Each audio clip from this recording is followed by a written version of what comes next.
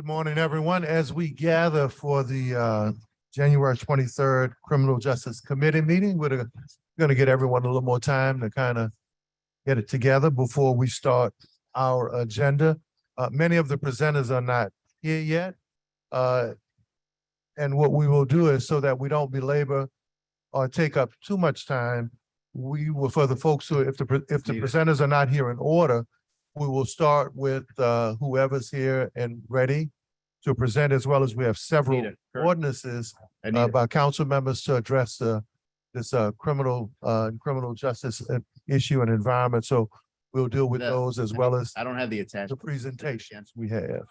Today's meeting The was attachment and still is supposed to be about many of the activities that are the other side, not just of fighting crime, but preventing crime. We have a presentation by YEP, the Youth Empowerment Program, the New Orleans Youth Coalition, the Recreation Department, as well as two representatives of Thrive that work in the community to help deal with young folk, ex-offenders, and the like. So this the other side of people who make a difference, not only in fighting crime, but preventing crime.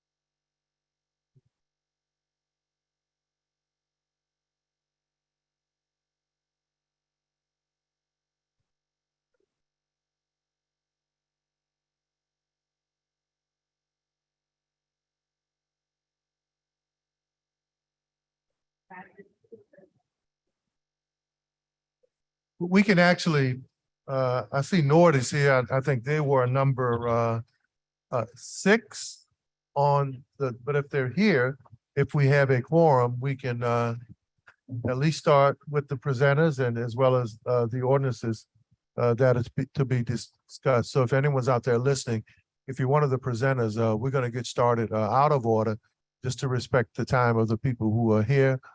You know, one of the things that I've heard consistently from many of the folk who work within city government, and I was with about 60 of them yesterday, was that they appreciate the committees and the meetings, but if we can get them out to committee meetings and back to what the work they do, they appreciate that too. So, I mean, but accountability is also important, and we need to hear from you guys, from the public, but we need y'all out there working. Roll call. Councilmember Thomas. Present. Councilmember Moreno. Present. Councilmember Morel. Councilmember Harris. Councilmember King. For the record, to recognize Councilmember Green. We have a quorum. And glad to have Councilmember Moreno back and healthy. She still has her mask on, but Glad to be back. it's proof that this thing isn't over. Sometimes I wonder why all of us don't. I guess, you know, it's just mindful that it hasn't left us yet, but it's good that you're healthy and hopefully your family is too. We can start with approval of the minutes from the December meeting. Move approval. Second by Councilmember, moved by Councilmember Moreno, second by Councilmember Harris. 3 yeas, no nays, and the minutes are approved. Nord, Solari Barabino.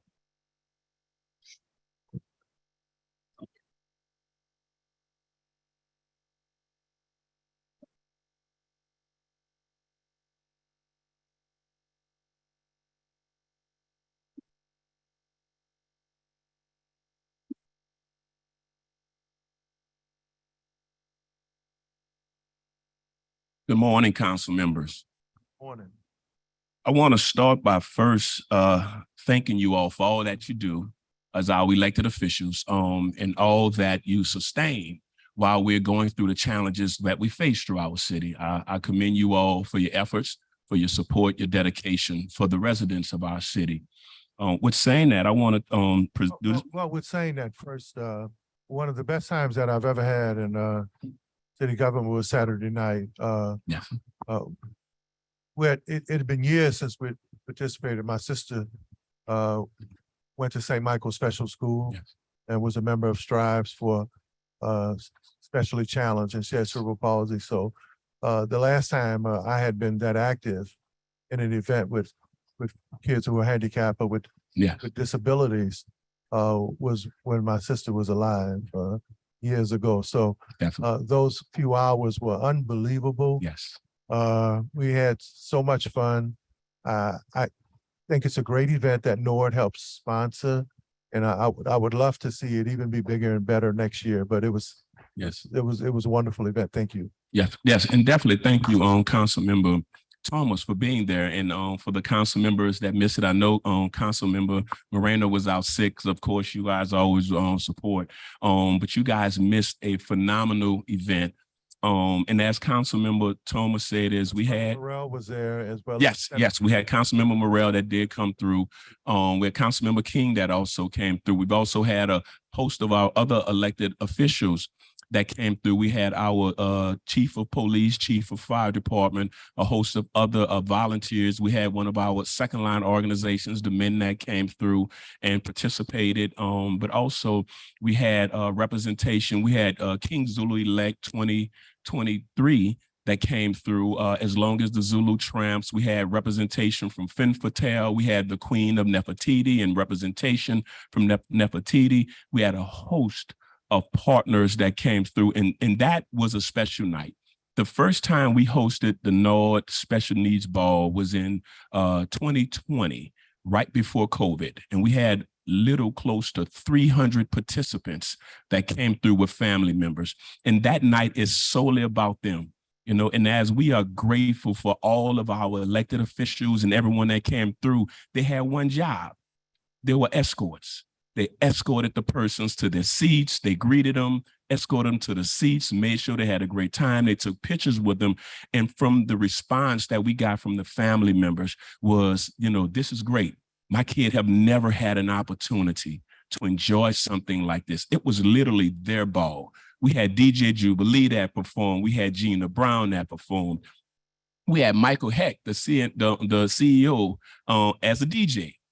You know, it was definitely a phenomenal event. And El Camino. DJ El Camino, absolutely.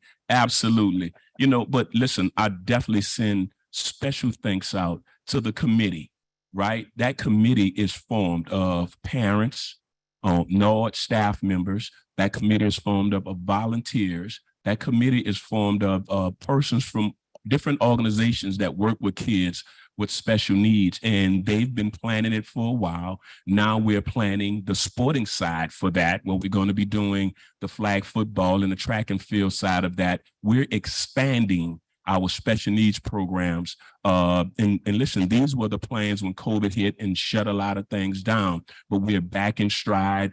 We're open with our special needs populations. Also, I'm happy to invite you guys to come and see our wheelchair basketball with our veterans that we host. We host so many different programs with persons from ARC, Greater New Orleans ARC, you know, whether it's our outdoors programs and even our summer programs that we offer. You know, we stand to our motto, which is something for everyone. Yeah. So I want to go into, Councilman. Mr. Chair, I feel that I need to say this because they'll be wearing me out on Next Door tonight if I don't say I regret that I was out of town. So otherwise I would be there. I was just at a scholarship brunch for some New Orleanians, but I look forward to the opportunity to be there next year. And thank you very much, Larry. Definitely. Thank you all. Councilmember Moreno. And Larry, it's a fantastic event every year. I'm sorry that I had to miss it this year due to, you know, having to deal with being sick. But I'm so glad that you're expanding all the different services and obviously the sneaker ball, the Mardi Gras ball is like such a great event. I'm wondering if maybe we could do two big type of soirees, balls type of events. Maybe do a holiday and also a Mardi Gras, just, Sure. so we can continue. I mean, Sure. the families are so incredibly appreciative and Yes. love this event so much. That, I think it's worth trying to figure out how can we do it maybe twice a year to get everybody together in this fashion and to be able to celebrate each other. So just a thought of Yes, consideration.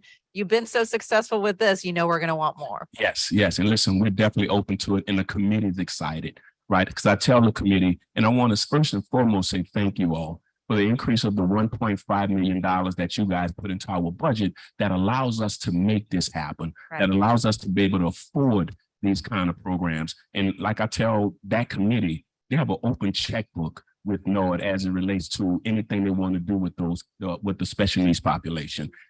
Them and of course the seniors as well. They have an open checkbook with both of those. But again, I couldn't do the things that I do if you guys did not support me through the budget cycle. And thank you all for that. And I'm excited to talk about some of the things that we're not only going to do this summer, picking up from last year, but how we're expanding those programs. Thank you, Larry. Thank you. So basically, we want to look at summer 2023. So we have our NORD Summer Camp Expo that kicks off on March 11th, 2023, which this is when the families and the parents can come and register their kids for the different summer camps. We have a host of partners that's partnering with us. So we will definitely make sure that we're announcing that where the families can come and register their kids for summer camps. Also with that, we have our NORD teen applications and interviews. They're going to begin on March 13th. For those teens, we're looking to serve 1,000 teens this summer for our teen summer camps. That's ages 13 to 15 years old. And those kids receive a stipend of $450 for participating in the NORD Teen Summer Camp programs. Also with that, we're looking to open our outdoor pools on June 5th. And of course, you guys know we will have a huge push for lifeguards.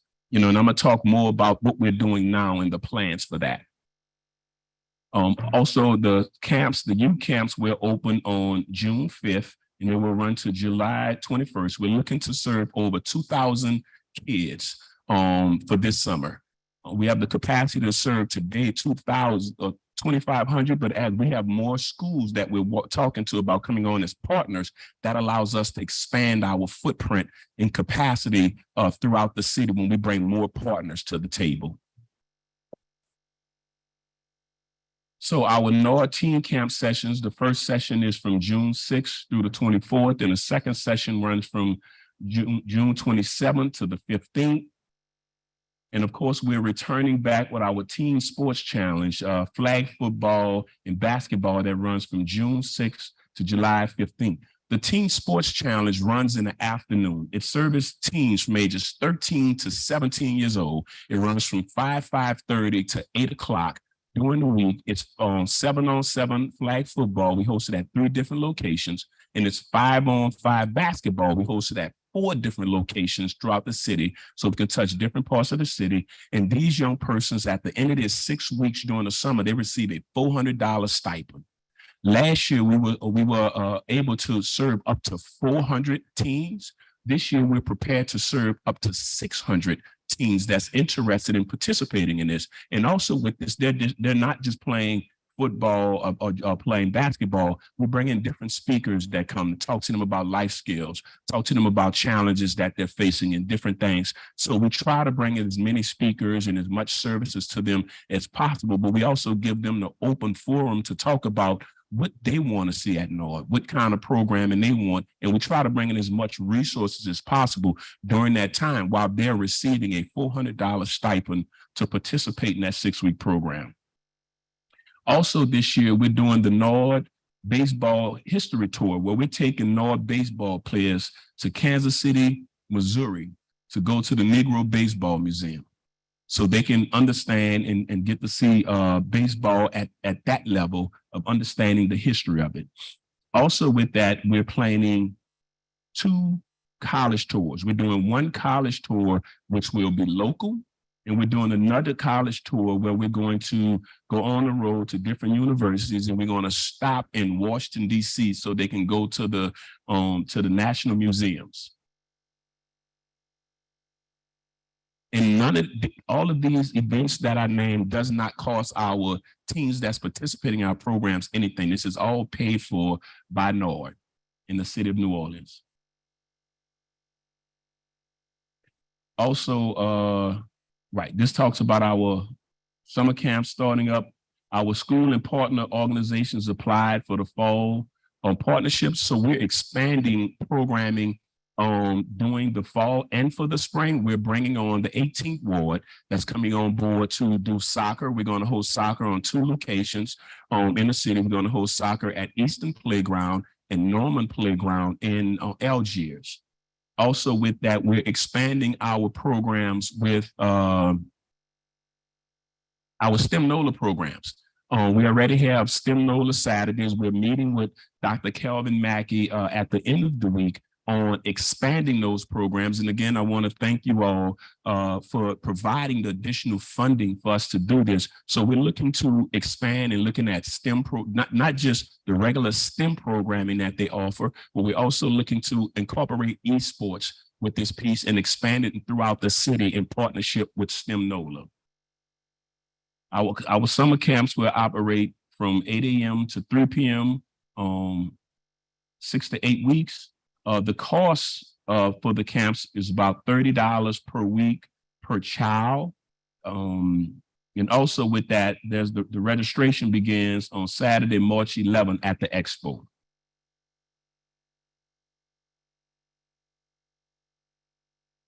And our teen exploration camps is from 13 to 15 years old. And of course, those camps will run 3-week sessions from 8 to 3 p.m. And our teens received a $450 stipend for that, and it's $30 per day. And registration for the teens begin on February 1st. And all of the information is on our website, and we're pushing it out on social media pages as well. And again, I talked about our athletics programs, what we're offering this summer with the 7-on-7, 5-on-5, the challenges. Last year, we hosted our 5-on-5 basketball championship in partnership with the Pelicans at the Pelicans Arena. We hosted the playoffs and championships at the Pelicans practice arena. And also the Saints came out and they hosted the playoffs and championship flag football game 7-on-7 at Joe Brown Stadium.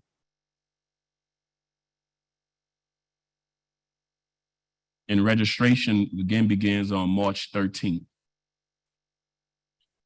More events that we're hosting during the summer. So we started last year with our teen pop-up shop series. So we have our teens ages 13 to 17 years old that participate in our teen council, and those that it's an entrepreneurship program, which allows those young persons that create things or sell items to come out. We do pop-up tents for our teens and allow them to sell their products. Some of them have their own t-shirts, they have their own products that they create and they sell. And so we have an entrepreneurship program which allows them to do pop-up shops throughout the city at different rec centers when we have different events going on where they can sell their product. We have our Friday night teen kickback dances. This is something that we're going to start doing through June 9th through July 28th.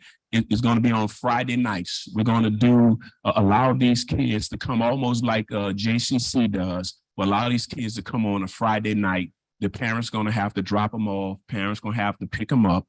They're going to have to register. So they would have something for these teens to do during the summer months on Friday nights. And it's going to go from different rec centers so we can cover different parts of the city so the kids can come. And we're going to have different DJs of the teens' choice. They're letting us know who the DJs that they want to hear. And we'll have the DJs there. So they'll have their DJs there. And that's something that they'll be able to do on Friday nights to get them off the street, get them in a safe environment.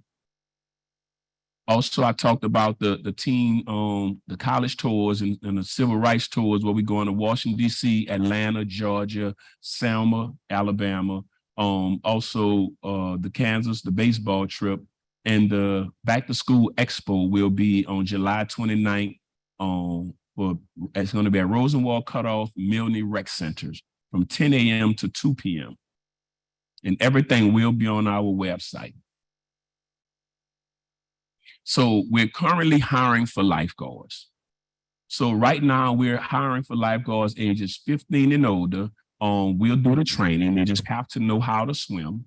We're also hiring for our summer camp staff. We're hiring camp counselors, camp directors, and office workers so that we can continue to expand our summer camp programming as well. Also with that, we're hiring instructors, piano music instructors, photographers, media arts, sewing instructors, dance instructors, to make sure that we're able to provide programming for those kids that's interested in being a part of the cultural programming side of NORD. And the position's minimum salary is $15 an hour for those positions. And so we're kicking that off by having job fairs. And we're going to start off by having job fairs. The first job fair is this Friday, January 27th. The first one is going to be in 2 locations, Joe W. Brown and Rosenwald. And we also have, with that, we have permanent positions that's available for NORD as well that we're advertising. Everything is on our websites, but anyone that's interested in working for NORD during the summer months, anyone that's interested in working as a lifeguard, anyone that's interested in permanent positions with NORD, we're going to have these job fairs where they can come in, do interviews on the spot and do the paperwork. And like I said, this Friday, it's at Joe Brown and Rosenwald. On February 24th is at Morris FX Jeff and Milne. And we're going to do them again on March 31st and April 28th. And we're going to announce those locations. That is the end of my presentation. And I open up for questions. Questions? Questions from council members? Councilmember King, then Councilmember Harris. Morning, Mr. Barabino. Good morning. First of all, great event last Friday. I'm not sure what's mentioned, special needs ball. That was much needed. Family had a great time there. So thank you and your staff for putting that together. Could you explain more about the esports component? You mentioned something with STEM NOLA, but is there something that we're going to have a specific location dedicated just for esports on both sides of the river? Sure. So yes, we will have esports programming on both sides of the river. Again, we are in the planning phases of that now. To see, we've had 3 different entities that came to us and met with us. We're grateful for the interest of the groups and the individuals that want to help us really get this off the ground. We're excited about it. We've had 2 different planning meetings about it. Also, we're bringing in again STEM NOLA to be a part of this with the esports, but we're definitely looking to make sure that we're going to offer this on not only both sides of the river, but we're going to see about offering this at different locations throughout the city as well, to make sure that we're touching kids throughout the city and it's not just centrally located in on one location. But what I will do is after I have the meeting and after we have the full plan pulled together, I would definitely look forward to whether coming back to give you guys a presentation and also making sure you're fully aware of the rolling out of the esports program. Any idea of the timeline? Trying to get it started? Yes, well, we're looking to roll this out before summer. So it'll either roll out right before summer or during summer, but we're definitely trying to pull it together because we want to make sure when it rolls out right. All right, that's all I have. Councilmember Harris. Thank you for everything that you do. I know we've spoken about AL Davis Park, Yes. but it would be great to hear from you about the plans for rehabilitation, the price tag, how much money do you need from us to fix the pool, the courts, the tennis courts? What do we need? Sure. So the swimming pool was operational last year, but we didn't have enough lifeguards. We opened it sparingly last year. On a tennis course, we were prepared to put it out for bid last year, but we ran out of time. Purchasing shut everything down. We came towards the end of the year. So we'll be putting that back out for bid this quarter. We're putting that back out to bid to get that tennis courts renovated. My guys went out and pressure washed the courts, got the courts, the basketball courts clean. Of course, when you and I walked, there was the break in the concrete that my guys are fixing. They're going to internally take care of that. So, and I know that Parks and Parkways were definitely at the table committed to trimming the low-hanging bushes and trees that were out there. And also we were looking at what in communications with Parkways on field maintenance. I know that was a question and concern because that field is heavily utilized specifically by soccer, which is very hard on turf. But also I know we talked about that specific field being part of the stormwater management project as well, and not putting too much investment in the turf now, which is going to be all dug up in the near future. And I know that Parks and Parkway, I live by the park, so I know Parks and Parkways did do the tree trimming, and I thank you about the tennis courts. I know that there's an interest in pickleball. Yes. Can you talk about pickleball and what's going on with that, and if we're getting additional courts? So pickleball is the fastest growing sport in the country right now. And it's a downsized version of tennis where it takes up half a court. And so what we've been doing is in the process of renovating courts, we always would take one court and make it a multi-purpose court where that you can go out, you can play tennis on that court, or we have portable pickleball nets where you can convert that same court into pickleball courts once converted. So that's something that we're also looking at as we look at redoing not just Al Davis, but other tennis courts throughout the city. We're looking at it depends on the number of courts of how we can convert those where they can be multi-purpose courts and they can have the lines there to be pickleball courts as well. But pickleball has literally taken over the rec centers throughout the city. We have carved out dedicated time in at least 6 rec centers throughout the city for pickleball. Yes. And I appreciate the slide on the upcoming events. Y'all have social media, right? Yes. And this is all on social media? Yes. Okay, and I'm sure all of the council members would commit to reposting Yes. all of this content, especially about the opening dates and the hiring information, because I know we need lifeguards desperately. Yes, yes. And also we have a program, we have a junior lifeguard program, an internship program for those young persons 13 to 15 years old that can swim, but they're not at the age to be a lifeguard. We're paying them stipends as well as a junior lifeguard. It's an internship program where they're training, they're learning, they're preparing. We're putting some of them on our swim team. NORD has a swim team as well.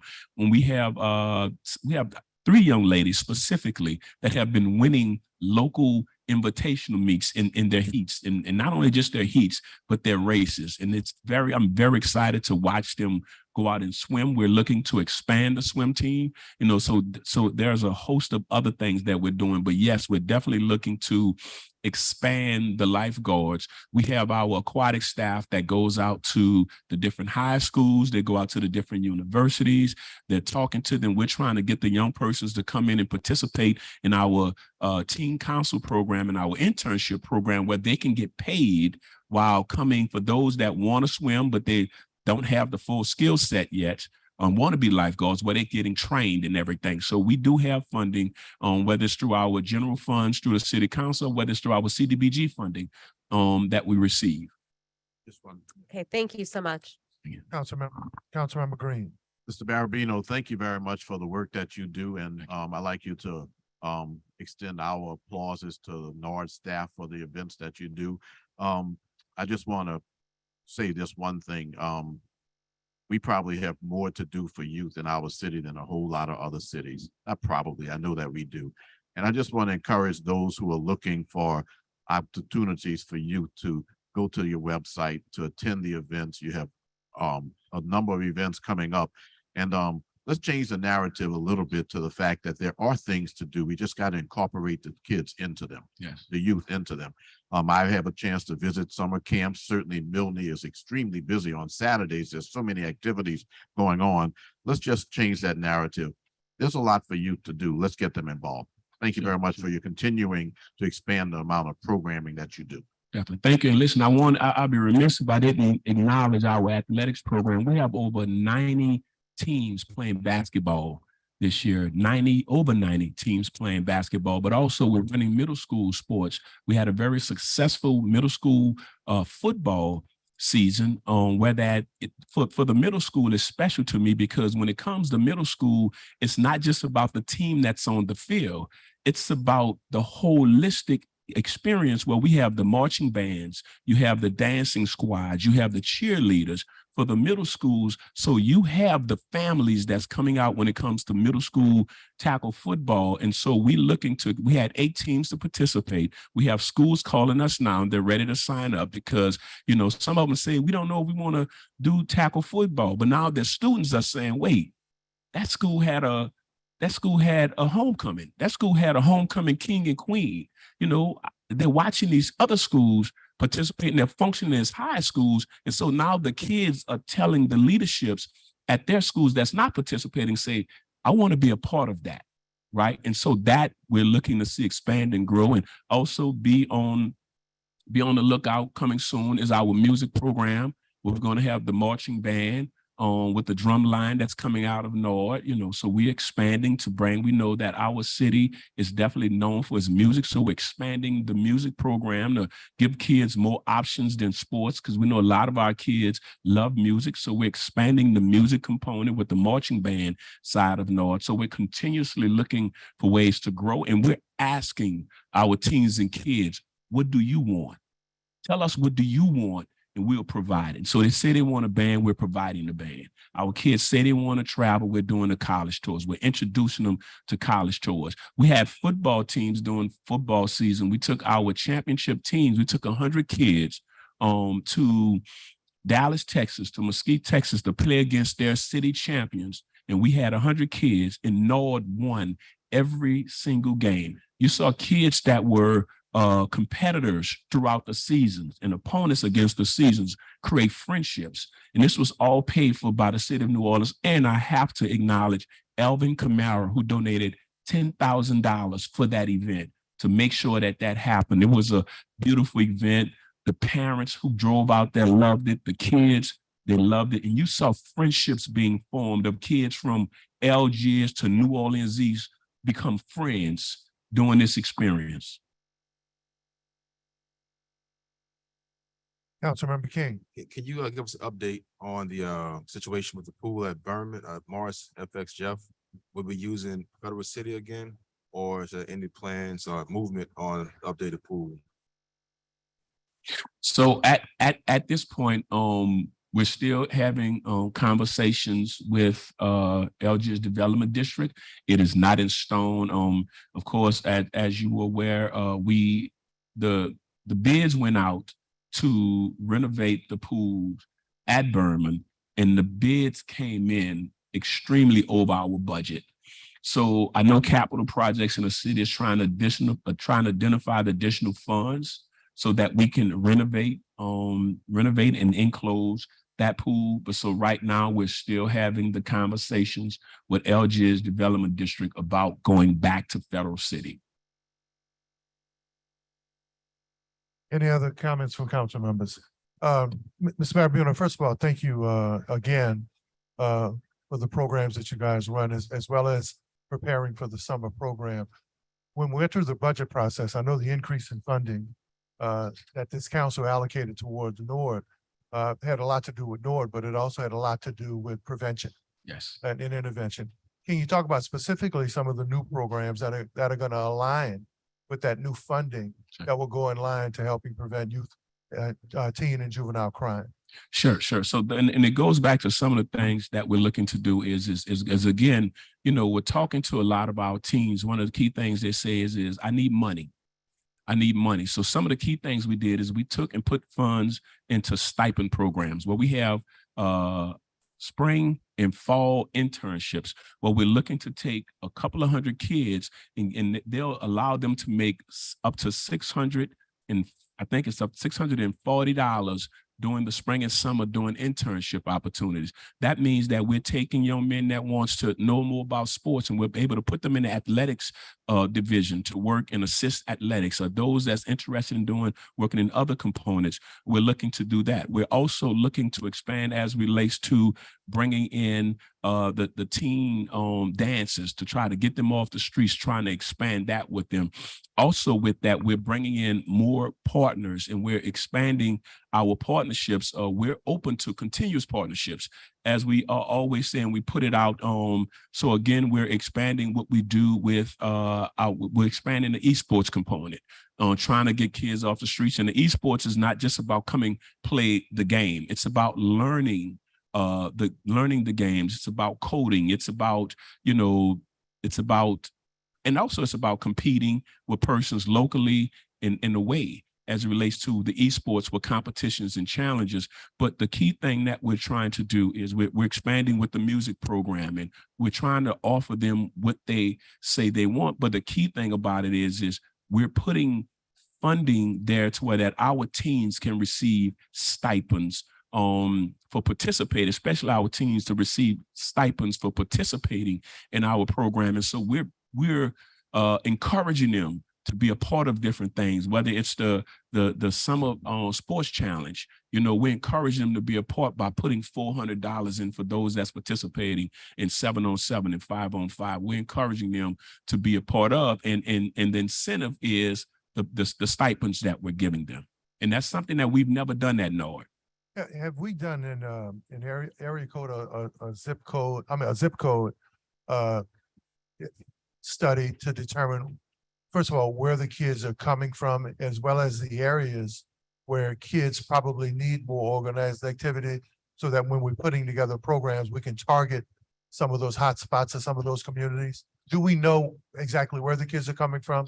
And do we know where we would like the kids to come from, Sure. especially with intervention and prevention? Sure. So we know where they're coming from when they're registering with us by their zip codes. One thing that we do is we always make sure that we have something in New Orleans East. We always make sure that we're utilizing Joe Brown, and we're bringing in more programs, and we're bringing in more opportunities as it relates for our teams out of New Orleans East. So Joe Brown is that hub for that covers New Orleans East. We always make sure that we're pushing and looking at in Algiers, whether it's Cutoff or Birmingham, which is, Morris Jeff, but Cutoff have been more of a focus in that area based upon where the kids are and what we know the need is more in that area there. And when it comes to inner city, we always look at Rosenwald. In that area, we always look at trying to make sure that we're catching Line Center, and we're always looking to catch in Mid-City or the Gentilly area. So we're looking at the zip codes of the kids that's coming in with us. We're paying attention to different spots as it relates to where you're seeing activity, and that's where we're looking to continue to expand programming where we do have the capabilities of putting a footprint. However, we also look for partners that are in different zip codes in different areas that want to be engaged and be a partners with NORD. We're open for more partnerships. One of the things we hear parents talk about, I guess it's almost like a couple of things in America that really don't exist anymore. Customer service ain't what it used to be, and fast food ain't fast. It's just you order and wait. And then the other thing is summer program. Is it me? Is it the parents we talk to? Or is summer program now just part of the summers? Because what we hear from a lot of parents, especially those who put their kids in private programs, it's like they'll put them in for part of the summer, then there's that cost that comes for those last few weeks, which is almost more than the cost for those few weeks in the beginning of the summer. Right. Talk about the length of the summer, how NORD complements or organizes around those other camps, because increasingly people are saying, hey, look, the summer ain't nowhere near over, and summer camp is over. How do we organize that, or how do we create it in such a way where summer camp actually means summer, maybe with a week for kids to get ready for school? Sure. Not like a bait, and then you come back and those last couple of weeks cost a whole lot of money for families who really would hope that summer camp would have been the entire summer. Sure. So what we and we definitely can look at that. Because when we're looking at it, we operate the entire months of June and July. One thing that we take into account and consideration is that we don't have one school system anymore. So you have some schools that start the first week of August. You have some schools that might start the 3rd or 4th week of August. It's so sporadic how the charter schools start their school year. Some start as early as August 1st and some start as late as August 21st. And so that's the challenge that a lot of parents face. But our camps run primarily up to 8 weeks during the months of June and July, that it covered those months. However, we can look at, because we do have a healthy enough budget to where that if we can, and if our partners that are at the table, we can expand the length of time that a camp run, that's something that we can look at. I would hope that we would, because increasingly, time and time again, the cost of summer activity seems to be going up. Right. And then the length of time for the camps seem to be shortening. Right. So I would appreciate you guys taking a look at that, maybe doing a study and coming back and reporting, not just to this committee, but to the entire council. Another issue in meeting with and talking to coaches, how do we sweeten the pot or offer more money, especially for those dedicated coaches and those quality coaches, and maybe during the summer, to attract some of those high school coaches who are not doing travel ball or AAU ball, who, like back in the day when I was involved in NOR, would actually coach, and many would volunteer with the recreation department. Sure. So one thing that we look at, and part of the challenge that we've NORD specifically have faced in the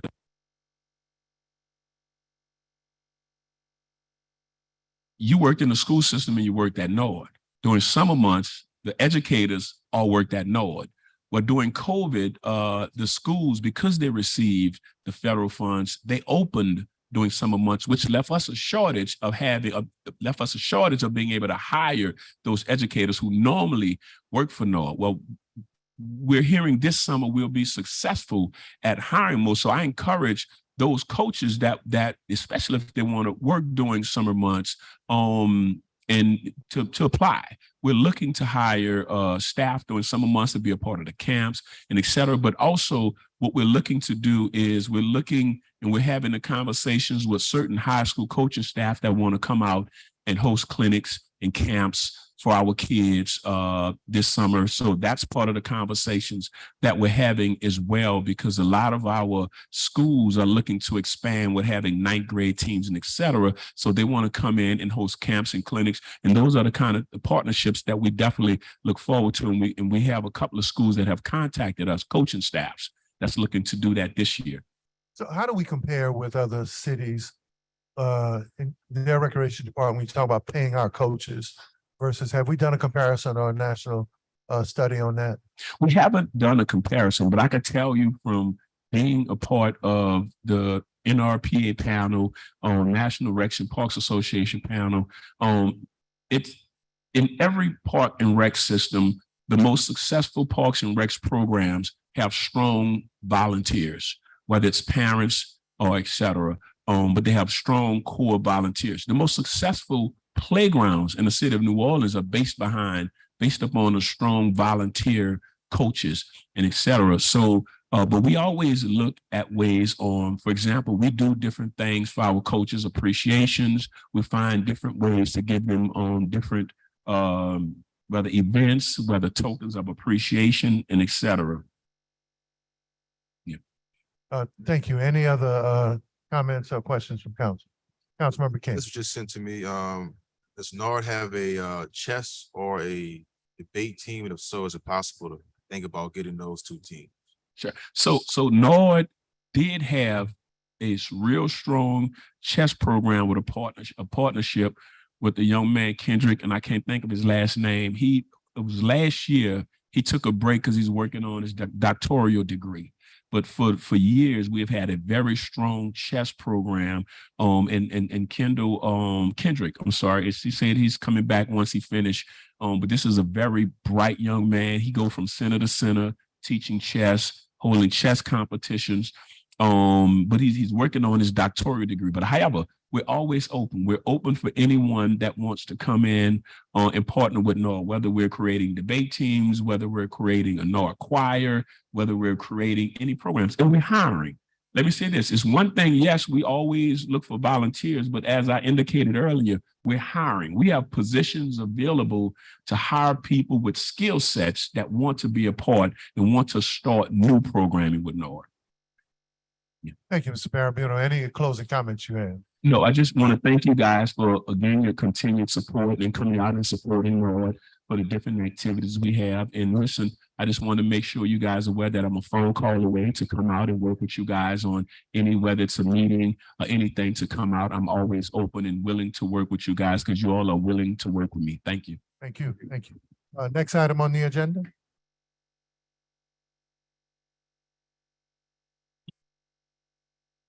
Did you want to go with I the New think we Orleans? can go Coalition? back to the top of the agenda.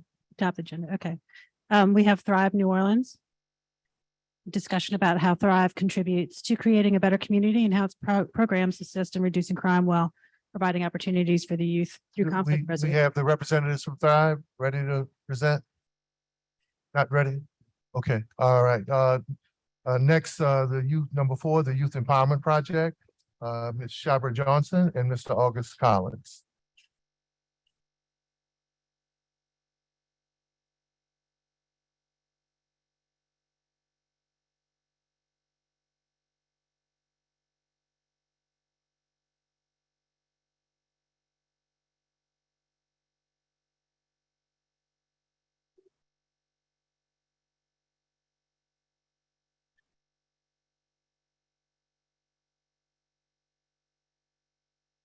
Good morning, guys. Morning. And thank y'all for agreeing to be part of this presentation that talks about prevention and intervention, as much as we talk about law enforcement and apprehension. So if you guys can start your presentation.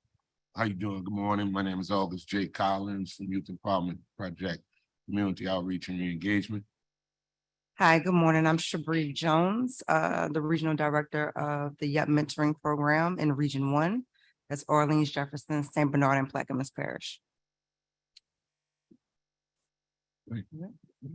All right, so Youth Empowerment Project, or YEP, YEP as it's known in the community, has been around for a couple of years now, since maybe 2004. We are based in Central City, a nonprofit organization that works with young people, and we do community-based mentoring. We have our YEP Enriches program, our YEP Mentors program, YEP Educates, and YEP Works. In our community reengagement program, we have a contract with the state of Louisiana, which serves Region 1, which covers Jefferson Parish, Orleans Parish, Plaquemines Parish, and St. Bernard Parish. We deal with the young people returning home from secure care, out-of-home placement that's have obligations for the Office of Juvenile Justice. So basically, we assist with, mentoring, educational placement, advocacy. We have weekly groups, male and female empowerment groups. We do activities. We have the Work and Learn program that serves young people starting at 16, which is a 8-week program that provides them some skills and soft and hard skills in our bike program, and also retail program. And we have after school programming, summer programming, and we also have a Camp Mariposa, which assists with young people whose parents are struggling with substance abuse. You guys just also opened at the Oscar Dunn site. Talk about that campus and what it provides and what it's intended to do, especially in targeting that area. Yeah, absolutely. So in August of last year, we moved into New Orleans East, which we've been pushing to do for quite a long time. A lot of our young people who participated in Central City have actually been trying to commute from the east. So we've been really trying to have a presence in that location. So we did recently move into a new facility. We partnered with EQA Schools. So the Net Charter School is also in the same building that we're in. So what's happening over there right now is we're doing some after school programming that is currently Monday, Wednesdays, and Fridays. We're looking to expand to have a full week of curriculum, but currently that is where we are. We partnered with 18th Ward to do some recreational activity in the evenings with our young people. They're running sports activities with the young people, teaching them how to play football, organize sports, and things like that. Our mentoring program has kind of mirrored our services that we do in Central City, and we're now offering that also in New Orleans East. So like August mentioned, some of our social emotional learning groups, our girls groups, our male groups. We have some parenting groups that are happening out there that just started. And then we also brought our Yep Educates out to New Orleans East as well. So anybody who's looking to obtain their high set, which used to be GED, they can now do that in New Orleans East as well. That's open to anybody that's 16 or older. We have no upper age range, and they have classes during the day being offered over there. We're also incorporating some homework help and some tutoring assistance that's happening. So we're just really excited to take a lot of the things that are happening in Central City and expand them to New Orleans East. And also at the campus, they do have a daycare center for the young people or, young adults that have children that's coming there to obtain their, address their educational needs. We do have an on-site daycare, and I think we're pushing for some type of help program over there too, a nurse or a practitioner there to, address the needs of the young people and the population that we're trying to reach out there. It's a beautiful campus, big campus. I invite, all members to come out. We definitely could use some of y'all at times to be, guest speakers and come talk to the young people at our groups. But, we're just trying to take the necessary steps to, help stabilize some of our young people and allow them to have a healthy transition, into a young adult life, so just providing, the whole holistic wraparound services is what we try to do. Yeah, and just to add on to what Mr. Collins said, so every summer we do a summer camp in Central City. So we're going to continue to do that this year in Central City, but I think we're going to utilize our New Orleans East facility to do our teen camp this year. Teen camp, yes. And all of our services are free to young people. None of our camps are an expense to families. So that's also coming up this summer. Councilmember Harrison Marino. Well, you guys know how much I love you and how much I just can't even put into words how much Yep means to people in Central City, means to me. If I could spend every day there, I would. We're accepting volunteers. If I didn't have to be up here, I would. But to that point, I think any of us would be happy to come and speak. So just let us know what you need. I do want to talk about challenges, what you see because you guys are on the ground with our young people. What are the challenges that they face? I mean, I just heard commute is one of them, transportation. What else are they facing that we, not only city council, but anyone can help with? One of the biggest challenges that I see day in and day out are the systemic problems that they face in the educational system, with being turned away, being expelled, being suspended for XY number of days, parents not being notified about certain expulsions or suspensions, schools transferring pertinent information such as IEP or 504 accommodations, and then kids are getting into new schools and now they're not being supported in the way they need to be. So in Mentors, our advocates, what we do on a regular basis, we attempt to go into those schools and advocate for those young people. We call meetings, hey, can we have an IEP meeting? Can we sit down? Let's bring everybody to the table. Let's give these parents a voice and empower these young people to speak up for the needs that they have. Because that's one way that we can contribute to reducing crime in the city is by making sure kids are remaining in a school building on a regular basis. Yes. Have you spoken to our new superintendent about any of these issues that you know of? No. Okay. Not directly. No, ma'am. We're happy to facilitate a meeting anytime that you want to. I know she's receptive and concerned about truancy and other issues. And I think this is something that definitely needs to be on her radar, especially if there are particular trouble schools that don't comply with what they should be complying with. So happy to facilitate that meeting. Happy to come to you so I can get out of this building. But again, thank you for everything you do. Let us know about speaking opportunities, summer camp opportunities. So again, we can get that out there to the public and they know when to apply and all the deadlines. Yeah, absolutely. Yes. Councilmember Marino. Thank you. So the mentoring programs, tell me a little bit about how, volunteers could potentially, join you all to become mentors. And what does that kind of entail and what does it take? Sure. So our mentoring umbrella kind of encompasses three smaller programs. So contracts with the Office of Juvenile Justice for our young people who are on probation or parole, contract with the diversion program for young people who are kind of involved, but we're trying to deter them from further involvement, and then a contract with FINS, Families in Need of Services, for young people who may not be just as involved, but we're trying to do more preventative work before they get further kind of out there. The service delivery looks the same for all three of those kind of buckets of programming. We're super intensive with our services. We try to do a minimum of 3 contacts a week with them.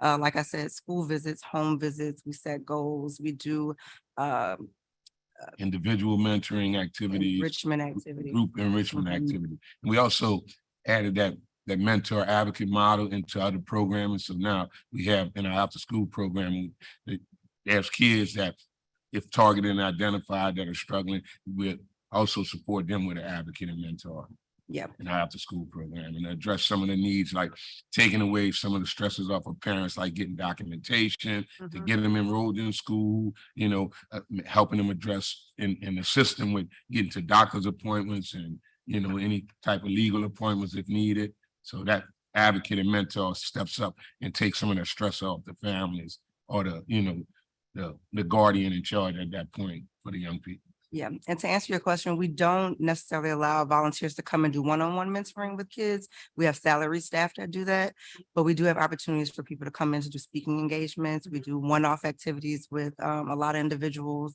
Tutoring. Areas of need are like health. We have health officials come in. We have banks come in and do some financial literacy with our young people, sometimes with our parents as well. Anybody in a professional setting, a professional realm that could come and show these young people, hey, this is possible. Or even if it's some lived experience that you want to share, we kind of invite all those opportunities to come in and collaborate with us. We do try to do some giving back to the community and some restorative practices and some restorative justice. So whether it is Thanksgiving baskets or it's feeding the homeless, so we do have those type of events that happen where we do accept volunteers to come in and work side by side with our young people. Well, I'll say this, I'd love to have kids come to the city council chambers and they can come sit up here in our chairs. They will take over. Yeah, well, that's what I'm talking about, Yeah. have them sit in our chairs because we want to make sure that they know that they could very easily be sitting in one of our seats, that opportunity does exist for them. Yeah. So we'd love to have them. You just let us know when it would be a good time and we'd love to host them here. Yeah, I'll hold you to that. We have a lot of kids who have unfortunately lost people to gun violence, and they are like, I want to make a difference. I don't know how. I want to be a police officer. I don't think that that's for me. I don't know the path. So I think just having them come to a setting like this, I think is eye-opening. So I welcome that. Thank you. Wonderful. And then just tell me about the parenting groups. So the parenting groups currently are happening the 4th Thursday of the month, on a Thursday from 6 to 7:30. We have Mr. Terry Clay, who is a social worker. He also is a professor at SUNO, who comes in to facilitate those groups with our parents. And they're talking about things ranging from how to communicate with adolescents, how to identify kind of criminal activity and criminal thinking, connecting parents to resources. So yeah, we're really excited to kind of partner with Mr. Clay and have him bring that additional support to our families, because we really try to practice, take a holistic approach to addressing adolescents. And we know that we can't just talk to the young person and think that everything is going to be okay. Let's bring in as much support and resources to the family as possible. So I want to connect you with Dr. Avegno and the Fatherhood Initiative that is part of the health department. It's actually through the Healthy Start program. A lot of people don't know that program even exists. I'm currently working with her to really expand it and to boost it. But that would be another opportunity to have, speakers come in. really does amazing, amazing work. WGNO actually did a story on the fatherhood program. LBJ did it a while back, and it just was an excellent, excellent story about, you know, how families, fathers in particular, obviously, are really assisted and helped and resources are provided. But just another opportunity for a good speaker there Yeah, that I'm happy to connect you with. thank you. Thank you, Mr. Chair. Thank you, guys. First of all, I want to thank you, President and CEO of YAP, specifically Mr. Collins and Mr. Jupiter, when we started our conversations over a year ago about identifying other areas and hotspots and expanding your services. You guys not only stepped up to the plate and took a serious look at doing that, you guys found a partner in Entergy and other philanthropists to actually fund that program. Are there any more plans for expansion in targeting areas where, you know, and you know, this meeting today is kind of about intervention and prevention. So much has been about police and locking up and doing that and public safety, and we need that. But you guys have mainly answered the call to say, hey, look, we'll extend our services to do here. Any future expansion services or extensions, especially in hotspots?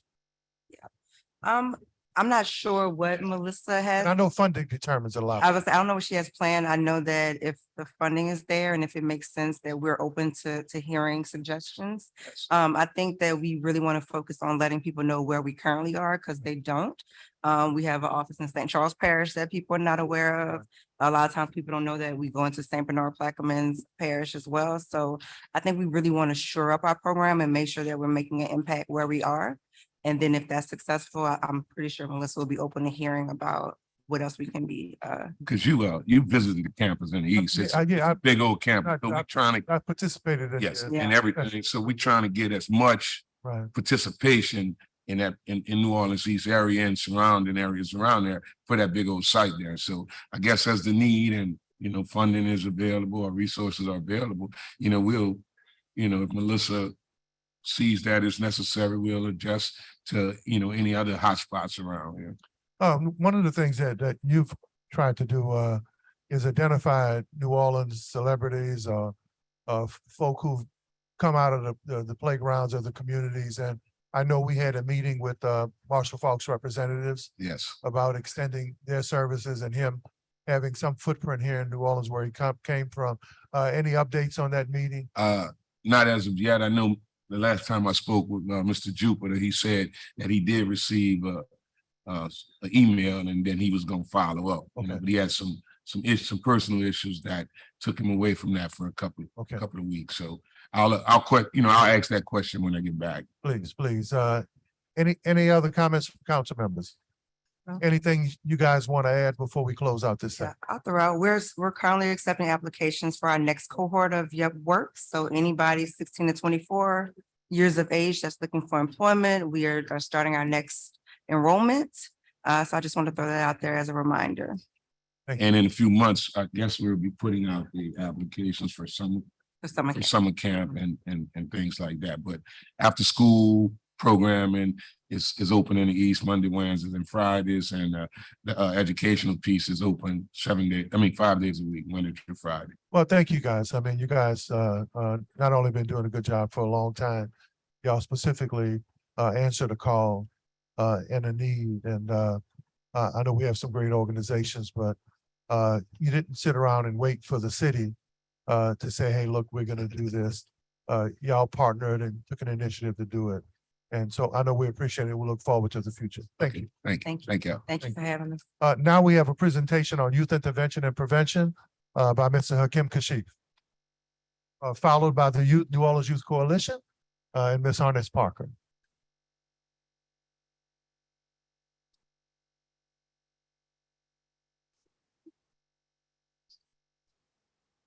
And let me say that Mr. Kashif is representing that intervention coalition that we've been working with for the last, I guess, 10 years in mediation, beef mediation, as well as intervention strategies. And how do we begin to, in conversations we've had with him, he was featured in USA Today. He's worked extensively on how we actually go after those kids that are not part of some of the premier programs, but the ones that really need the intervention and mentoring, in many cases, those hardest cases. Mr. Kashif. Yes, greetings. Thank you, Mr. Thomas, as well as the distinguished council person that are present. I want to begin with a brief story about a young boy who had fell in the ditch one day in his community. And everybody that was in the community had walked past the ditch that the young boy had fell in. And so it was the social worker that came up first to the ditch. And the social worker said, I know I can get him out of this ditch. So the social worker couldn't do it. And then it was the coach in the community that coached the young boy, the coach couldn't reach him. And after the coach and the social worker stood at the ditch, they said, well, where's his father? His father wasn't present, so he was not there to add to get him out the ditch. And it was the school teacher that came, that knew him from the school, knowing in the community, that came to that ditch. And they couldn't reach him. And so a pastor said, I know his whole family, I can reach him. The pastor couldn't reach him. So the young boy that was in that ditch, he was hollering and screaming. And they said, hold up, everybody be quiet. What is he saying? And the young boy said, if y'all put your minds together and the ropes that you have, y'all can get me out of this ditch. And so the moral of that story, when I talk about the ditch is criminogenic behavior that the young boy was caught up into. The ditch is synonymous of, broken home, disproportionate school systems, impoverished neighborhoods. And so when we see that this young boy that's in this ditch, we recognize in the city of New Orleans that we have a serious problem. So I don't have to, talk about the problem. I want to talk about the strategies or solutions this morning. But we know that we have a serious problem in our city. And the approach is that everyone says the best practice approach. So what is the best practice approach? So when we talk about best practice, we're talking about a standard or set of guidelines that is known to produce good outcomes and results. So in the city in New Orleans 12 years ago, that was something that was created. It was called Ceasefire New Orleans. And Ceasefire New Orleans was a global initiative. It was a best practice approach that used the public health standards. And their model was to identify, detect, interrupt, intervene, and to change social norms and behaviors. And it was relegated to deal with the 1% of the highest risk in our city.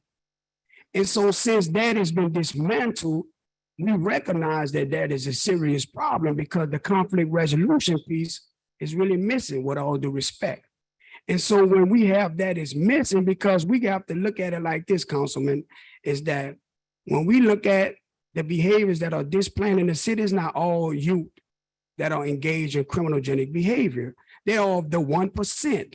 And then the model of the public health approach is say to identify, detect. Well, how can we identify, Brother Hakim, the 1%? We know who they are in the school system. They are the ones that will get put in school detention at a highest rate. They are the ones that are being suspended at of the highest rate. They're the ones that have been exposed of the highest rate. They're adjudicated involved. We have to put conflict resolution in the schools to curtail that behavior. And if we miss it there, that behavior will lead them to more and bigger areas of criminogenic behavior. And so what's the next step? How can we identify, detect them? They have been in a juvenile justice center. They have been at a revolving door, leaving and coming back in like it's a hotel, because the crimes that they are committed is the result of lack of conflict resolution skills, and along with the proper resources and guidelines to get them. So if we had a community violence intervention program, this was what the White House language was using now. This is most 21st century terminology, community violence intervention. And so when we talk about community violence intervention, we're talking about types of violence in the neighborhood residents may experience while going about their daily lives. It does not include domestic, intimate partner, intrafamily violence. It also does not include all forms of gun violence. Mass shootings and suicides usually are not included in the definition. So when we look at that like that, we're talking about violence against young people in the neighborhood as a result of the lack of conflict resolution skills. And so when we looked at the ceasefire model, there was something what we call interrupters or neighborhood agents of change. And these were those people that were high who came from that particular neighborhood who engaged those young people that are what of the 1% of the highest risk, because we know who all those young people are. We gauge them from a risk reduction strategy. When you have people in the neighborhood from a grassroots community-based organizational level, we're intentional about knowing who are subjected to carry guns, knowing who been shot before, knowing what's in the background of the family for as criminogenic or criminal justly involved, then we could be intentional about going after those young people from a conflict resolve level. And then when I talk about changing social behaviors and norms, we got to employ programs that deal with mindset change. Criminogenic behavior could be changed through cognitive behavioral therapy. It's work. The resource says it. But if we are not identifying the 1% council persons, then we're going to continue to have discussions and conversations when we already know where they at. We can identify from the target area. The resource says that when we was at Cure Violence from Ceasefire, the resource said that there were 4 target areas where the 1% was highly rated to be subject to be shot or killed. Number 1 was St. Rock, 7 Wall St. Rock. Central City, pardon me, was number 1. 7 Wall St. Rock was number 2. Little was number 3, and Algiers and the Carter was number 4. We was intentional there. If you check the research, we was boots on the ground, council person. We knew the young people that were getting in trouble. Ms. Williams, Ms. Donchelle Williams knows me personally. She knows this. We was intentional about coming up in the Youth Study Center, teaching these young brothers conflict resolution, how to resolve conflict. But when all this disappeared, now we see crime and behaviors went to the roof right now. And so that's a strategy, I think, with all due respect. I'm not representing a think tank. I'm representing a practical approach to how something need to be done. And I want to applaud it because I was nationally trained by Ceasefire, global initiative on how to resolve conflict. So I thank you for your time, and I don't want to hold you up. If any questions, I entertain any questions. Yes, indeed. Councilmember Morrell. Well, I feel like you and I are on the level, because I've been saying the same thing for Yes, about sir. a year, which is ceasefire, cure violence. Yes, sir. These were initiatives that worked. Yes, sir. I mean, going back to Councilmember King's on the line, the first meeting we had in community development with young people from a high school, we had a high school senior ask us, this is last year when the crime had reached that level, he asked us in that call, cure violence saved my life, whatever happened to cure violence. Yes, sir. And it is unconscionable to me how we had programs like Ceasefire and Cure Violence that worked, Yes, sir. that were dismantled, and we've never gotten a reason why that happened other than they were holdovers from the last administration. And I'm going to tell you, I like the time you use think tank, Yes, sir. because a lot of the thinking we've been using in this city for new departments that have new ideas is they are think tanks that are testing out ideas versus using the ideas. People seem to have forgotten that all the way through 2020, the city had a historic low crime rate, historically low. Yes, sir. While those programs that were out there interrupting violence in meaningful ways, and to your point, you keep saying it, intentional, they were intentional and with purpose. Yes, sir. And the moment we took our foot off the gas of reaching out to these kids, Yes, sir. and we started having think tanks creating new programs Yes, sir. and stopped being intentional, all hell broke loose. Yes, sir. And I really believe one of the fundamental things that was missing last year, as we talked about trying to work with the administration on a crime plan, was not just dumping money into NOPD. You have to dump money into programs like what you're saying, like a cure violence ceasefire NOLA model. You have to give more money to Larry with NORD. You have to do things like the Travis Hill Center and JJIC intervening there. But when the council has continually demanded a plan, that's what we've been looking for.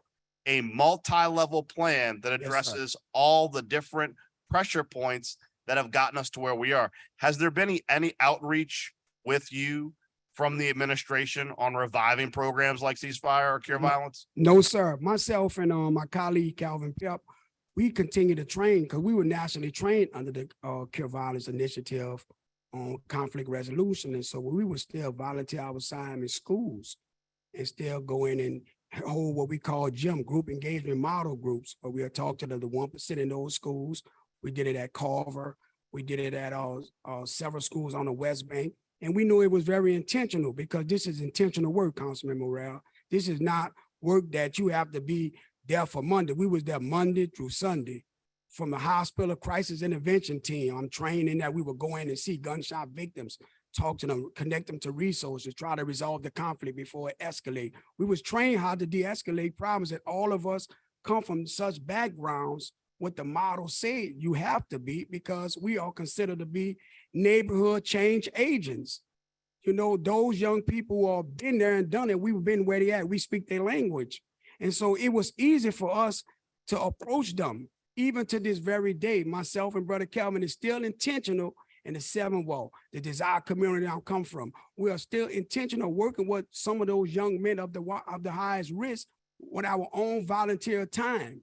So I'm not before us with a hat in my hand. I just want you all to allow me an opportunity to demonstrate what myself and Brother Calvin Pep can do in conflict resolution. And I don't, to be honest, I don't think you have to audition. At the end of the day, when you were being allowed to do what you were trained to do, we saw the results. Yes, sir. And it is imperative that this council meet with you, work with Councilmember Thomas and Councilmember King, Councilmember Jeruso, the entire council, to figure out how to get you back scaling to where you were to Yes, sir. continue to do what you were doing. Because when you were allowed to do what you could do and use your training, we saw the results. Yes, sir. Just like in your absence, we're seeing the results when you're not there, constantly providing pressure and comfort to people who are in that. Because Sure. as you know, I mean, I'm preaching to the choir, obviously, but it's for the cheap seats at home. But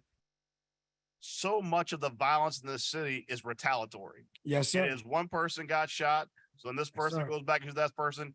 And when you have a violence interruption model that works and you squelch the beef, you stop that chain. That's And right. what's been lacking is when you guys were taken out of the equation, there is no one squelching the beef. I mean, I appreciate having someone show up on the scene, not with the victim at the hospital, but at the scene to tell people nothing to see here and give hugs. But if you're not being intentional and you're not using a process to figure out how to actually interrupt violence as opposed to pretend like you know what you're doing to interrupt violence, you're going to see what we see right now. So I appreciate you being here today. This is the start Yes, of a sir. conversation. Yes, sir. I know we're all going to want to meet with you to figure out how Yes, we get sir. you back doing what you do.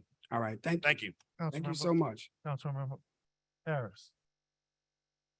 Thank you for, You're welcome. again, everything that you do. You talked about getting back into schools, and I know we're talking about scaling you and getting you back. I'm asking you the same question I asked. Yeah. Have you met with our new superintendent, Williams Schools? No, ma'am, I asked Councilman Thomas to introduce me to her. I never met her yet, ma'am. Okay, so between both of us, we're gonna get you an intro. Yes, think- ma'am. For my purposes, Katie Bodwin, who's the school rep in Central City, which is, again, if we could get you back there, I think it Yes. would do a world of good. So I'm happy to meet with you, and we'll get that set up before you leave here today. All right. Yes, ma'am. Thank you. Councilmember King. First of all, thank you for all the hard work that You're you welcome. do with our children. I really mean that. I have a comment first. I think it's really sad that what seems like maybe political reasons, I don't know, that good programs we're a part of are taken away from our children. And as a result, we all suffer. So I just like to put that out there to those that's listening, that's above my pay grade. Hopefully we can put the political reasons aside and get people like yourself and others who want to work with our children, get them back on the streets where it's needed. My first question was a comment. My question is, are you a part of this task force that's been put together to resolve crime in the city? No, sir. Do you, if asked, would you be interested in being a part of? Yes, sir. So I just think if, we need to get people like yourself who know where the hot spots are, who are from the streets, and people that the kids will listen to and respect. Because they will listen to and respect you before they would somebody in a suit and tie. That's just how it goes. So I who's ever listening, that's a part of putting together the task force. I hope that they reach out to yourself and people like you to get you on that task force, hear your insight, and really put a dent in this violent crime. Yes, sir. Thank you, Councilman King. Councilmember Green? NOLA BA has a fund that I want you to take a look at. It's designed to provide resources to youth-focused organizations. Mr. Michael Hecht, NOLA BA, it's Greater New Orleans, Inc. Just want you to call them. I mean, it's impossible to do deep work in the community without having some funding, whether it be for the advertising or for the events that you might have. I just want to ask you to specifically reach out to that organization and find out their process. I had an opportunity to go to an exercise where they recognized those organizations that they funded and they were youth focused. You know, through the administration, through the council is good, but there are some private sources such as that might be worthy. Take a look at that if you will. All right, yes, okay? sir. And let me know. Of course, I'm a little bit familiar with it, but if you call Michael Hecht directly, you can get information. But if there's anything that I can do to assist, let me know. Councilmember Marina? Thank you. Thank you for being here. Appreciate ma'am. it. So when was the last time that you were working with the city? 2021, 2020, 2020. Right, so roughly 3 years in ago. 2012 to 2020. Wow. So for 8 years, you did good work for the city of New Orleans. What was your budget then? Do you remember? No, ma'am. No. And I know the budget. Because I think what where we're going here is, and you've heard it already from the different council members, is we want to figure out the path to get you back. And so, you know, if you can go back and look through your funding, see what you're going to need, so that we can get you scaled up, and back into, you know, meeting folks at the hospital, meeting folks out in the community, doing what you need to do and getting your team back together. Because I mean, at this point, where we're at in the city, and I keep saying this, is that we have to work with urgency if we're ever going to chip away at this problem. I do not believe that the problem that we have right now is insurmountable. I don't. It's not. But to chip away at it, we have to work daily with urgency. And so bringing in organizations like you, making sure that your team is in place to deal with intervention services is so critical and so key. It's actually, you know, such a disservice that you're not working with the city right now. And it's such a shame that you're not, but the council wants to figure out a path to bring you back. Yes, ma'am. Also to add to that, I think that with conflict resolution strategies and working within organizations, I think it'd have to be away from quasi-government, because that was the problem, with all due respect. Right. It was too much the political hand and taking away what the boots on the ground could really do from a grassroots level. And because conflict resolution is complementary to policing, good policing. We're not anti-policing. This is complementary work. We doing what the officers, by the time they get it, it's reactionary. We are proactive. We in front of the violence before it happened. We're in front of those beeps. We don't have to go on social media. We know the 1%ers. Yeah. We know the target neighborhoods.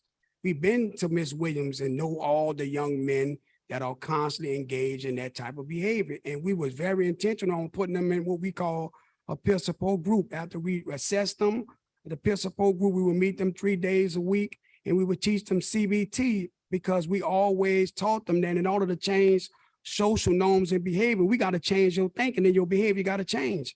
It have nothing to do with your condition or your situation. It have to do with the way you think, how you resolve a matter. And so conflict resolution is all about being able to have a positive approach, because everybody get into conflict. It is the way how you resolve it. You can't resolve conflict with conflict. Yeah. It have to be resolved, you know, with a different method and strategy. Well, let's just stay close in Yes, touch and ma'am. figure out a path, okay? Yes, ma'am. Thank you, Councilman. Councilmember Green, okay. First of all, thank you, You're welcome. for agreeing to, appear before the committee, again. Uh, it was some time ago, and I think it was back during COVID, when we did this presentation and we talked about this initiative, on Zoom. Yes. And what you see now is that the community is more ready now Yes, sir. to embrace what we talked about a year ago. And then secondly, thank you, because the work continues. Yes, sir. The work that we do, the outreach with you, Calvin Pep, Yes, sir. the areas we've targeted now have never stopped. And for my colleagues, the reason why I wanted to do this again was because I think the time is definitely right, because we see what hasn't worked. And then secondly, we've targeted hotspots or areas in the district, but this work needs to be done citywide.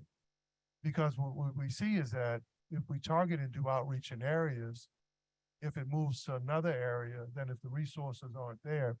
And then the thing that I learned, especially from your Supreme Intervention model, as well as the peer support model, is that the hotspots have been consistent, but not just for the last few years, but for the last several decades. So the question, whenever we've intervened and resourced those areas, we've made a difference to suppress crime. But one of the things you and I and Mr. Pep, we have talked about is that, and it's not to knock the other groups, but when you guys have done a good job of defining that 1 to 1.5%. And there's nothing against all of the other good mentoring No, programs, sir. but they don't touch, No, and sir. their skill set isn't, and their mission isn't to touch that population that people like you and Ms. Rhodesia touch, which are those hard models that aren't part of this nice mentoring program or this outreach program. Talk about the difference, please. And Is- not to knock those programs, they have a purpose, Yeah. but their purpose is not the purpose of particular folk who say, give me the ones you can't deal with. We call it, in public health, it's a risk reduction or assessment. For example, when we look at risk, they got low risk, moderate risk, at risk, and high risk. And those of the 1% of those of the highest risk. And that really means those young men who are engaged in carjacking, And young women now. young women, possession of firearms, breaking into cars, subjected to be shot or killed, or subjected to be a perpetrator of such behavior. That is the 1% of the highest risk. The other organizations are great, Councilman Thomas. I take my hat off to them. They are doing great work. But they're not touching, I have a cliche name, they're not touching Benny Black. And that's the little young man that is of high risk, that is a diamond in the rough, got all the great potential in the world. But if someone is intentionally touching him, it begin to work with him at a protracted period of time. It begin to work on helping him and teaching him how to think, not what to think, but how to think, and really build his trust up. That young man will have so much of influence after we teach him conflict resolution strategies. He can go out and applaud to his friends. That's how critical this is. And then the other thing that in our conversations, and we've had preliminary conversations with the school board now, is that you and the group that we meet with have consistently said you cannot have any successful youth intervention program without the school board being at the table. That's And the science in that if kids are taking LEAP tests and we're grading them on their test scores, then you can determine by their behavioral tests exactly what the level of intervention or what group they fit in. Talk about that study and that work that you've done. I could use myself for an example. I went to San Augustine High School, came from a 2-parent home, went to college, dropped out of college, got engaged in chronogenic behavior, subsequently served almost 20 years of federal prison. Post-prison, went back to college, graduated with honors from Southern University, New Orleans, got my undergrad in criminology with a focus on psychology. So had my situation is totally different from that young man situation, but I had to just bring that in there, Councilman, because when we look at intervention in the school system, we can identify that. At San Augustine, we don't have high risk behavior, but in public schools, we do. We cannot identify that. And the way we identify that is simple. The disciplinarian at every school knows who get put in detention every week. Give those young people to us. If they wear ankle monitors, we can identify that it's high risk. That is not someone we're gonna send to a mentoring program until we begin to fix him from being adjudicated in the system. Why would we want to send him to a mentoring program when we have not had an intense intervention with him? The school system had 3 tiers of intervention. I specialize in with the highest tier. That tier where you need one-on-one intervention, and then we could put you in group engagement modeling. The second phase of that intervention, we know in every school, those young men and well as young women who are subjected to be suspended because the track record says they have a behavior problem. And the third of the highest risk, if those individuals are subjected to be expunged or expelled. Now, I mentioned all of that to say that what the situation that I'm trying to bring enlightenment in, if we to meet with the school board, we can scale up and reduce that behavior. Because just like I use my example, my story, I was academically inclined, but I still ended up in prison. Behavior have nothing to do with whether you could read or write, Councilman Tone. It got to do with your cognition, the challenges. How are you a critical thinker in a situation? And that's where I'm at. And so when I look at those young people on all those tiers of intervention in those schools, there's no one intentional working with them. When we were ceasefire and curb violence, we was in the schools weekly. We identified the 1%. So if we're given the opportunity to go into school, we're not taking away from the academic process, but we know research said there's a lot of people in the environment who can read and write, some with high learning, and they still ended up in prison because it was their behavior that was never put in check. And so if we're given that opportunity to go in those schools and to put those behaviors in check and help those young men and young women, they will benefit greatly from NORD. They will benefit greatly from the Son of Saint and all these great mentoring programs. But we can't send them if they have the highest risk of the 1%. These programs are not used to dealing with those young men and young women. We will be working them too much and putting them at a position that they won't be able to scale up. So we got to be having an assembly line. You send those 1% to us first. We refer them out to those great organizations after we change their thinking and behavior. Then we will see the hallmark of the work because it really works. We just have to be intentional. First of all, thank you for your presentation. I think it's even more eye-opening than it was a year ago. And I think your time is ready. I think this community is ready. As you can see, this council is ready. And I think Councilmember Morrell could have said, I told you so, because when you talk about the prevention model, he's been talking about a lot of the same methods, a lot of the same science, and a lot of the same common sense that you deployed today. I know Councilmember Harris is gonna broker a meeting. So I know we're working on a smaller model, but as you meet with others, can you guys scale that model up? Yes, sir. We have the PowerPoint, everything. All right, any closing comments? No, it's a thank you all for your time. Thank you, thank you. Thank you. Next item on the agenda, I think item number 5. The New Orleans Youth Coalition, discussion about how its programs assist youth in the community. And I think we have a movie to attach to that.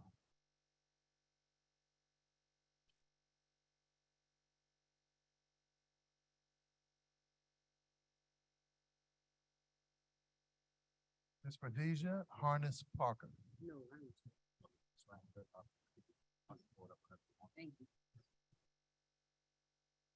Good morning, Ms. Parker, Good morning, Council. and thank you for coming.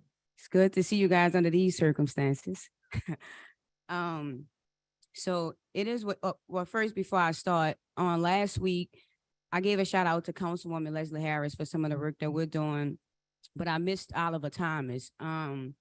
I'm not sure if Jonathan Thomas' name ring a bell to you, but that's my kid. And we are so grateful for you supporting him throughout this process because it has been challenging finding him specific resources based off the mistake you are aware of that he made. So thank you for that. It is with great pleasure to have this opportunity to present the New Orleans Youth Coalition, also known as NOYC. We are truly dedicated and passionate about working with and supporting our youth.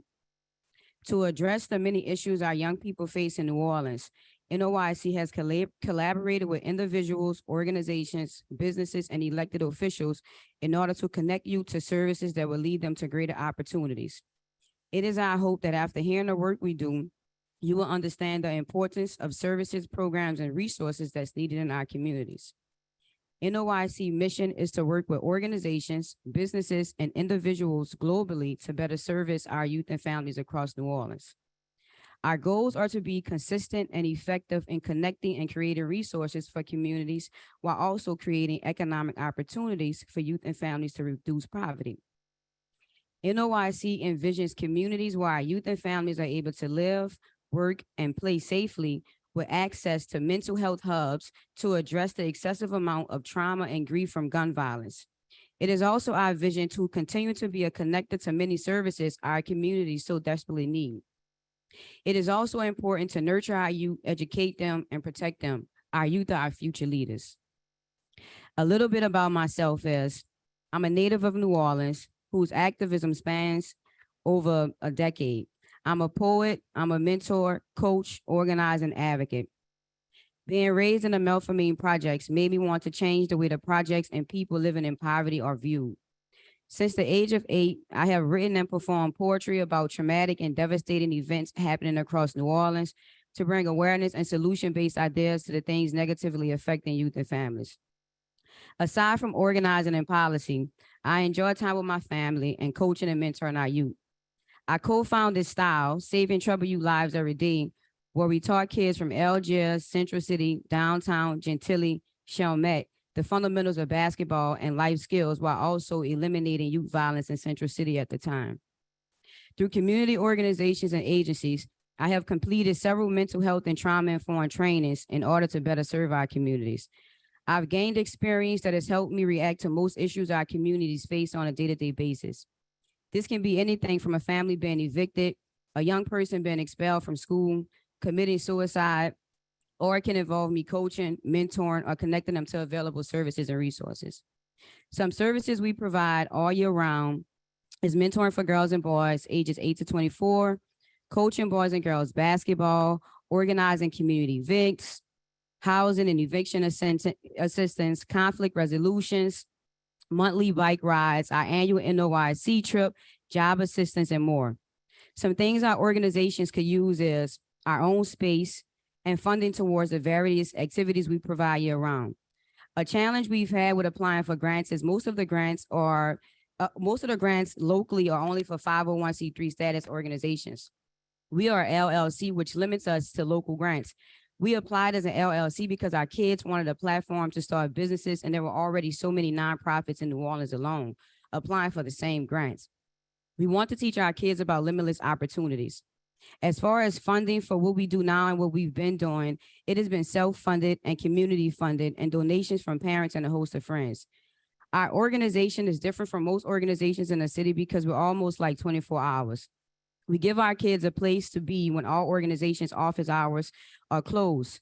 Pastor Nick with Hope United has allowed us to stay open as late as 11 p.m. We can't do that at any Nord Center or any city-owned building with a gym in the city. And just to piggyback off Hakim is correct. Cure Violence was doing a great job until it faced the many different transitions. My go-to people for violence in Central City were Hakim, Dwight Anderson, and Danielle Metz.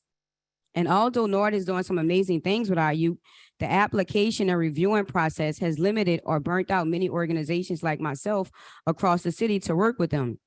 Although Nord serves as our main recreation department, they have to be open to working with organizations like myself to reach more kids. There's not one solution or one organization or one politician that can fix or reduce the many issues we face on a day-to-day basis with our youth and our families. Organizations such as the ones that are here today and many others should serve as a connector to these larger organizations such as NORD, OPSB, the Office of Youth and Families, the Health Department, Gun Violence Prevention, as well as our Juvenile Justice Center. As an advocate, we are usually the first ones to interact with the youth and families before they even get to the larger organizations or reach a politician. But we are also the ones that's underfunded or not funded at all. So the video that I'm about to play is just a couple of clips of a couple of interviews I did with some people in the community I work with and some images of some of the work that we do. So we can play that and then I'll be ready for any questions.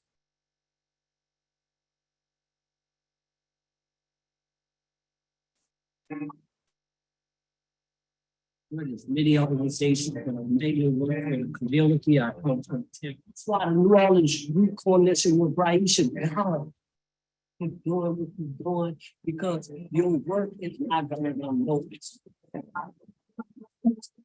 He just always working no matter what. She never letting anything get better from uptown New Orleans, letting on that's terrible.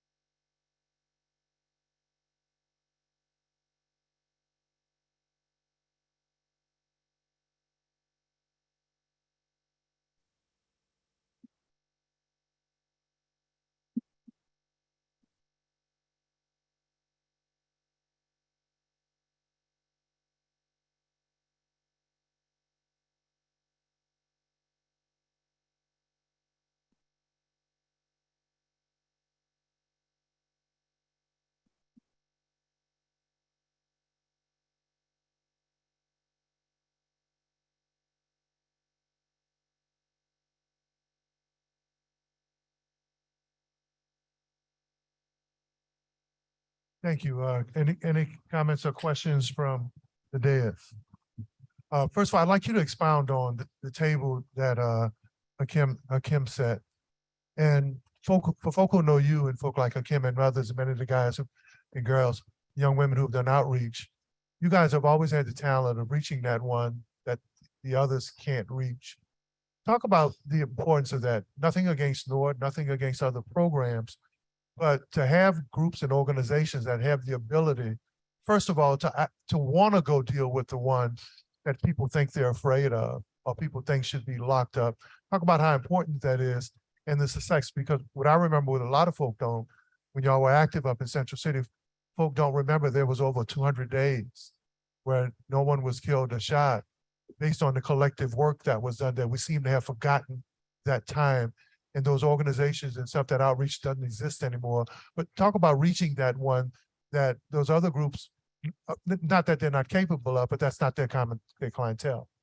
It's important because a lot of those kids are often missed or looked over because with these larger organizations, you have to have a lot of requirements to even get signed up for it. Like, not to call out any organization, like, Son of a Saint, you have to not have a father to take advantage of all the many opportunities they have.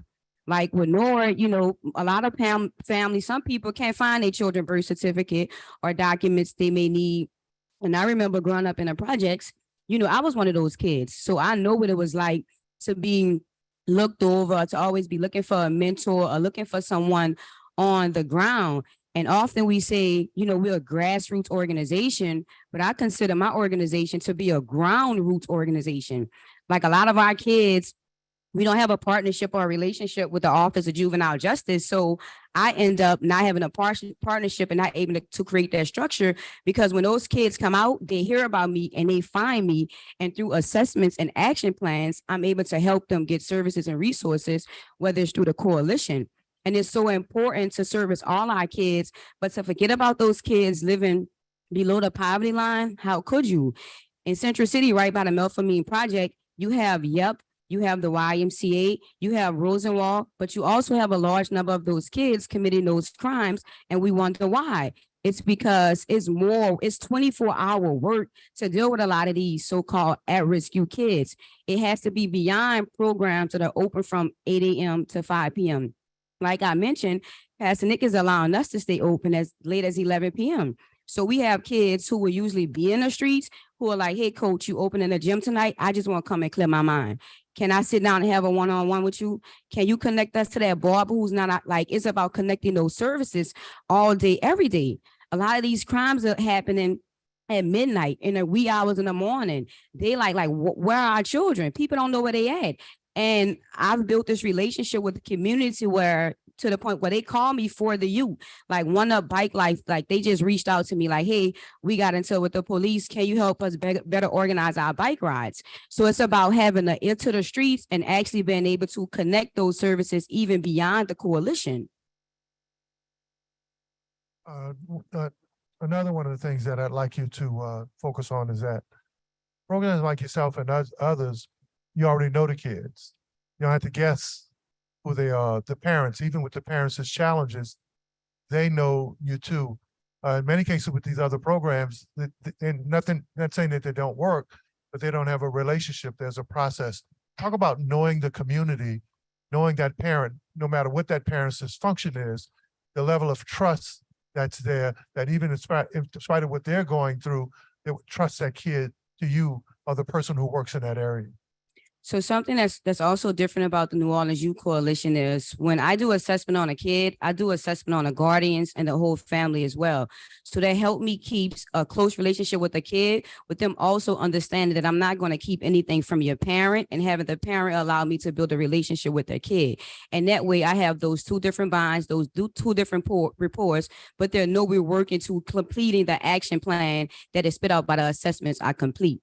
And it's so important to have the relationship with the child and a parent because it doesn't make sense if I'm teaching a child this and you're not implementing it in the home, vice versa. So, and building these relationships with these parents and kids, it's not easy.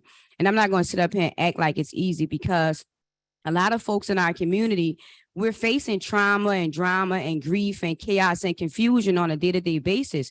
So to sit through in each one of these assessments, which is usually like 2 hours to comb through all of this, it's a lot. And to be the only person doing that because we're unable to hire staff, it's becoming a burden because now we're getting more and more kids. Now we're getting those Katrina babies. And then lastly, with the other council members, I've been in several meetings with women of formerly incarcerated women, many who have children who've been meeting around this country. And all of a sudden, this country is starting to realize that though it was 1 in 3 Black men who were part of the criminal justice system, now it's 1 in 7 Black women. And talk about that work folk like you, Danielle Metz, and many others are doing in trying to target this community, especially now that people seem to be surprised that these young girls are involved, but that's been brewing, and you guys have been begging for resources to do outreach to them because you knew it was coming. Well, you can look across the city and especially Central City, Leslie. There aren't many for girls only programs. A lot of this stuff, even with the new dance schools, a lot of it is blended. Like where do girls go to vent about any of the problems that they face, whether it's around trauma, sports, things at home. So even me building those relationships with these girls one-on-one is almost like, hold up, guys, give me a minute. Let me go build this program for just y'all or try to search throughout the city and state to pair y'all with services. Prime example, Councilman Thomas, Janae, who is Jonathan Thomas' sister, she's been through multiple rehabilitation homes and multiple programs through the juvenile court system, such as GROW, and they have all failed her because they're not digging into the deeper problem. And that problem stems from her being neglected by her mom. Her mom is alive, but she has consistently and constantly put Janae off to Miss Tyra, which has caused a ruckus amongst the whole family. But an organization can't know that if you're not doing a full assessment and be going beyond that action plan. Like still to this day, Miss Tyra will tell you she's struggling with PI, but Jonathan is advancing based off the services we was able to find for him because he's a boy. I want to stay there because there are just a few programs that understand that, and yours is one of the few. And I want to use an intervention that Hakim and I did years ago, maybe 4 or 5 years ago. And I think this is important for people to understand. We brought in a young boy who was 13, and his mom brought him to meet with us to save his life. I think he was part of that group that operated in and around St. Thomas. It was obvious in the first 10 minutes when we met with him and listening to her talk about saving him, his problem was with her. He basically ran her out of the meeting. He had an issue with her inability to be able to deal with him and the stuff that they were going through and her dysfunction, compounded by what he was doing in the street. We were not qualified. We were qualified to deal with him. Like you and a few of them, we weren't qualified to deal with them.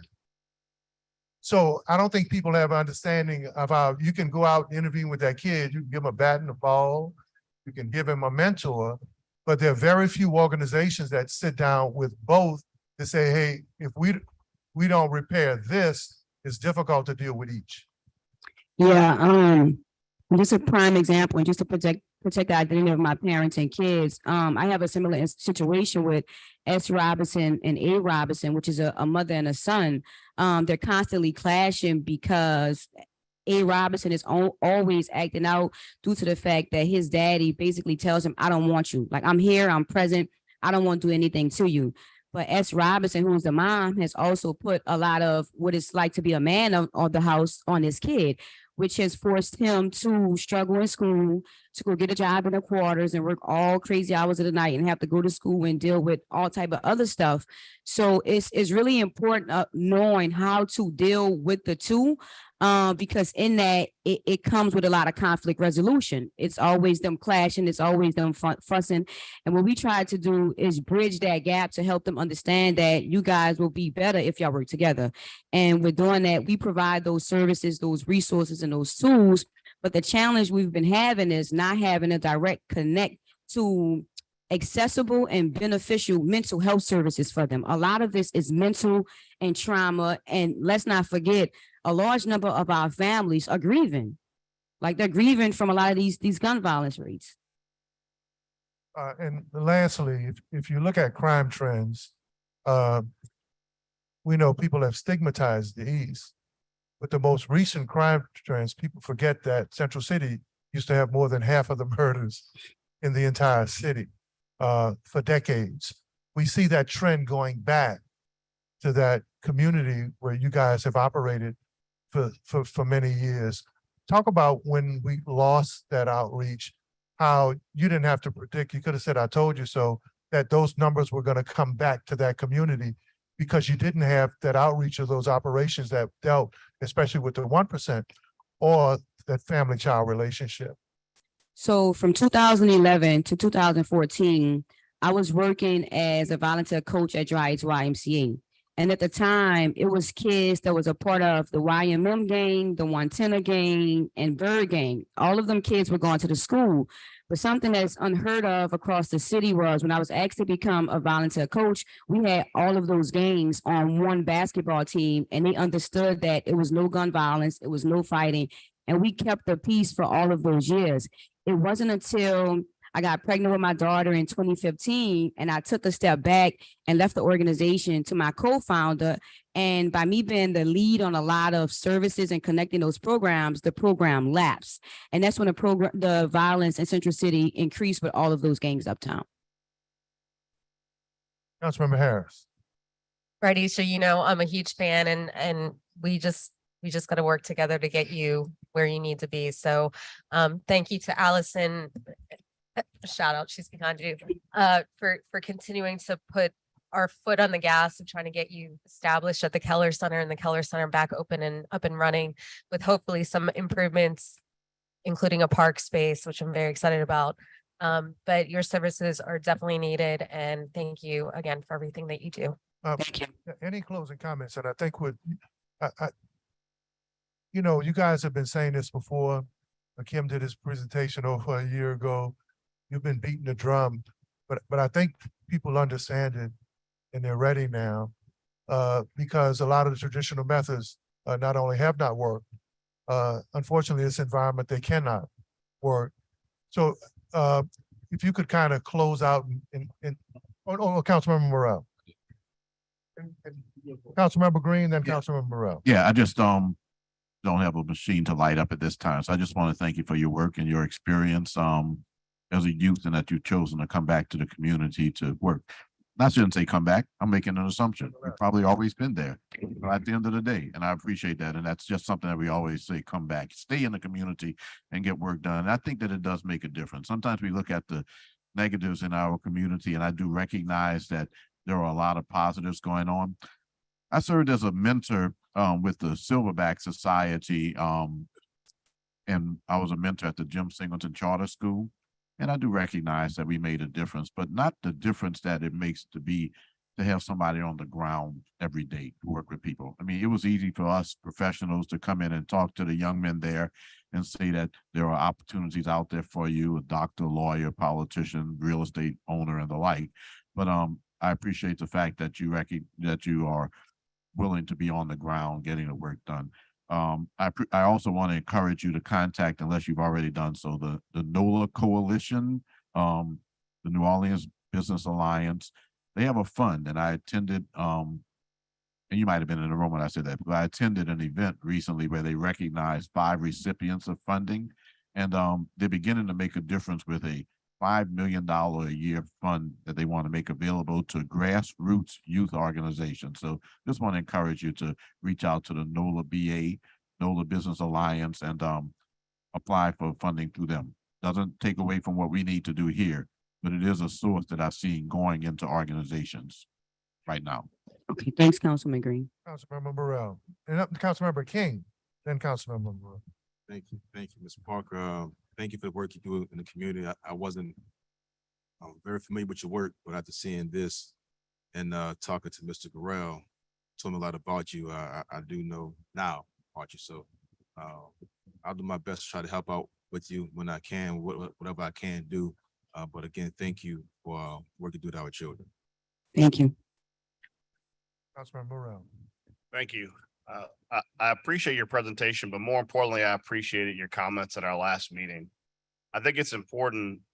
Part of why I harp so much on looking at what we've done in the past that worked and how our departure from what worked in the past is kind of how we got here. Part of the work this council's been doing throughout the last year is to really create stable sources of revenue for entities that are going to do the work every day, 365 days a year into perpetuity. Because the reality is that when you're dealing with youth in crisis in a major metropolitan city, it never really gets fixed. It's an issue of you resource, and you over-resource, because what we saw from your presentation and the one before you is that the problem you have in every major city, and New Orleans is kind of the most egregious example, is when you rely upon the business community too much to fund these programs, when they feel like crime is fixed, they just stop funding them.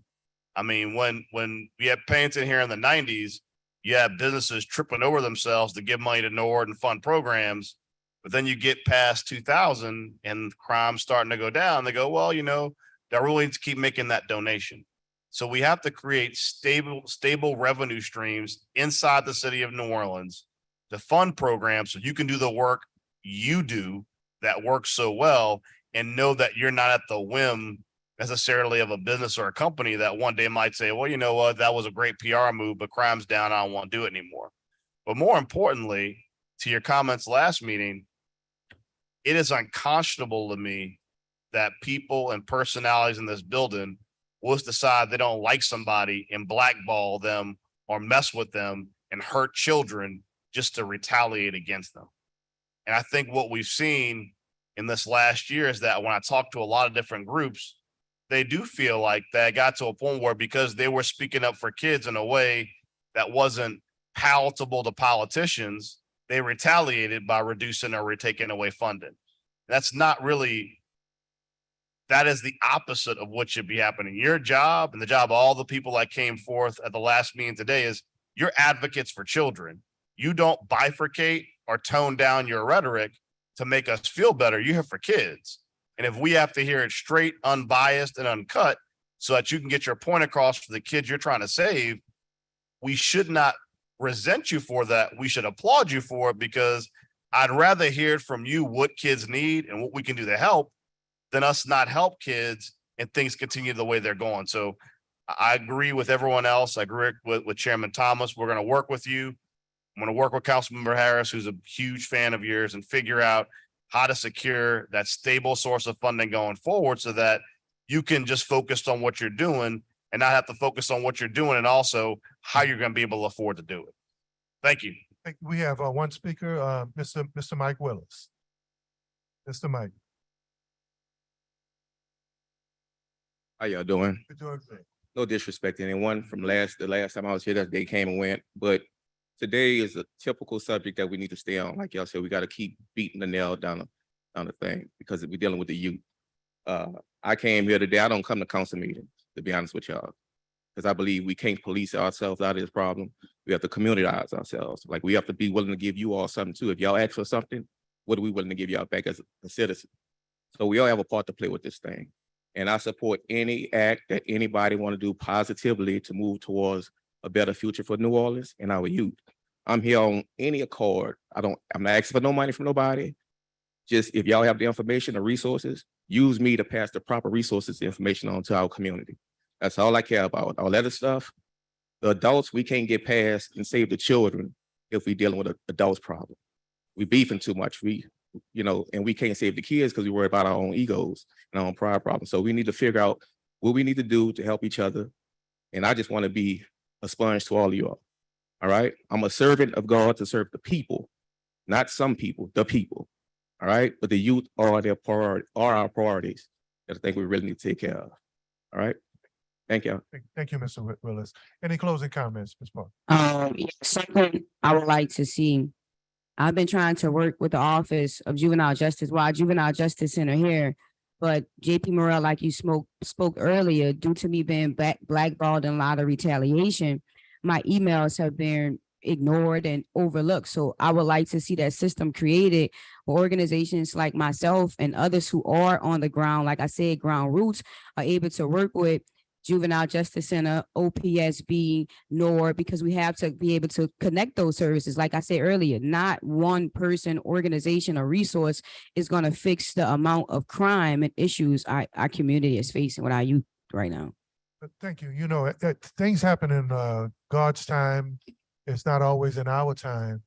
And much of what's been said over the last couple of years now, I think the time is right now. And what we do know is everybody working individually, this agency, that agency, this politician, that politician, this organization hasn't solved the problem. So it's going to only be a collective effort, not only with people like you, but there's others we need to bring to the table. So I'm looking forward to that. I feel a spirit of cooperation like I haven't seen in about a year. So looking forward to you helping us make a difference. Thank you, Ms. Thank you, council members. Next item. Next item is ordinance calendar number 33,994 from Councilmembers Green, King, and Thomas. By request, it's an ordinance to amend and reordain section 2/975 of Article 10 of Chapter 2 of the Code of the City of New Orleans to exempt juvenile detention officers and corrections staff of the Juvenile Justice Intervention Center and automotive repair staff of the Equipment Maintenance Division from the city's domicile requirement and otherwise to provide with respect thereto. Fellow council members, Councilmember Green, forward this to the guys, if y'all could come to the table. Fellow council members, I speak often about certainly filling city jobs because they're good jobs. They always have minimum pay, include employment and retirement benefits.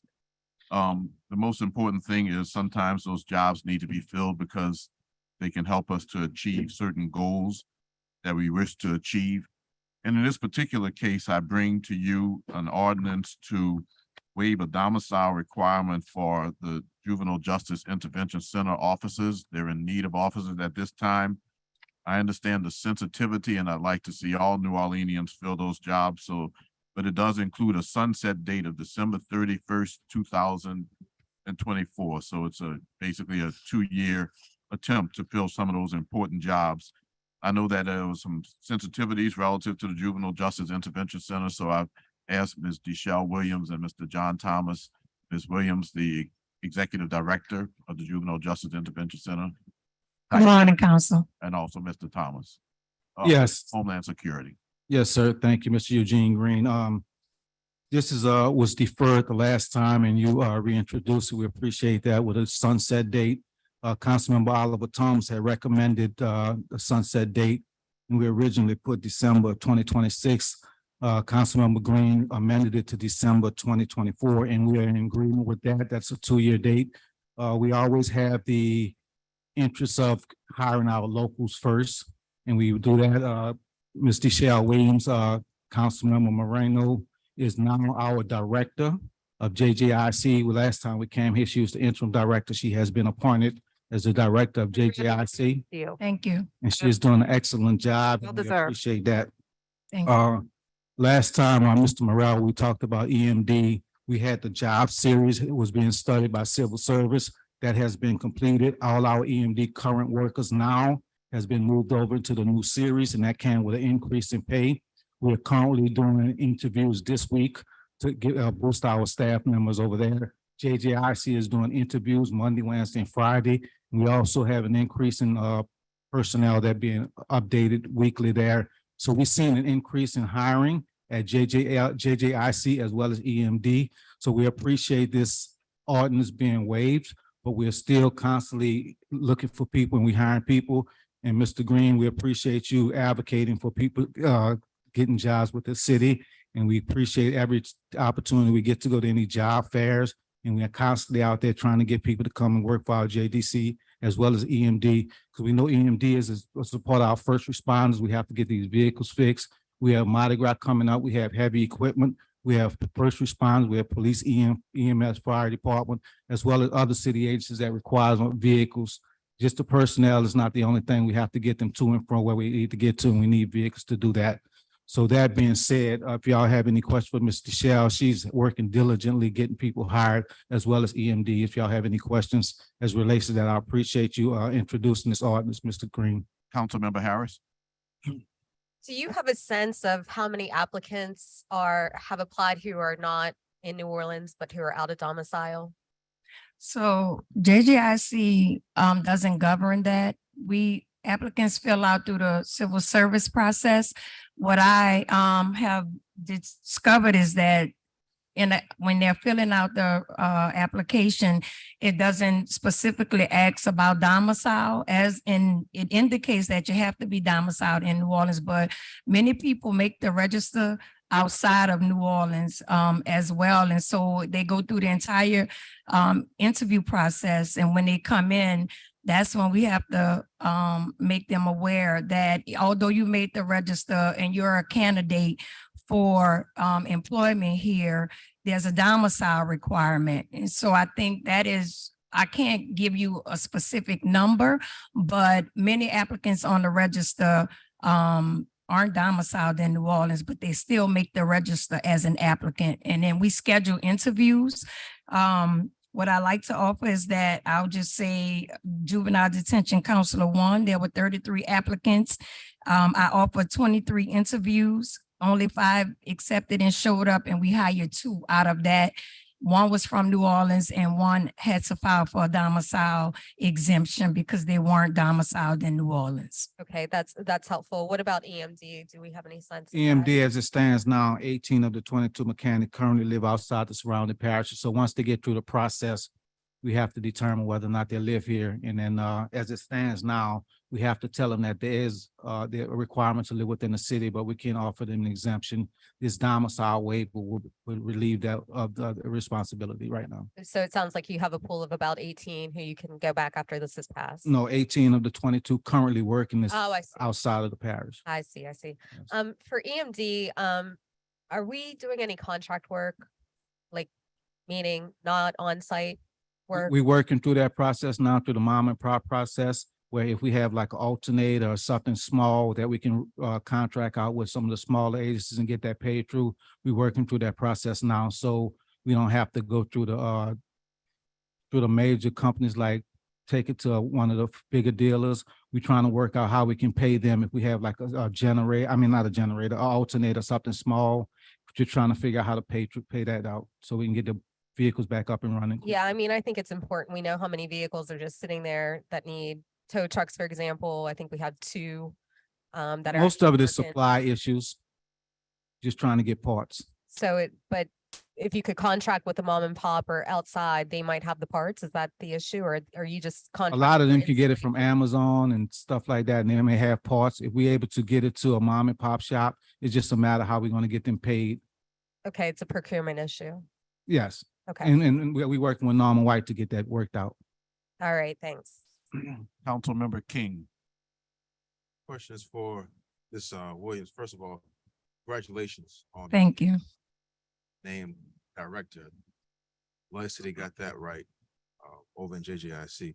My first question is, what's roughly the percentage of workers in JJIC are not domiciled in New Orleans?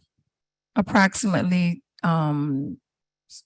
No percentage, not Oh, percentage are not domiciled in New Orleans. About, it's a small percentage right now. What I can tell you is that we have 34 employees that are domiciled in New Orleans and approximately maybe 12 to 16 that aren't domiciled in New Orleans. Okay. And how long have the 12 to 16 that's not domiciled, how long have they been working in JJIC or at JJIC?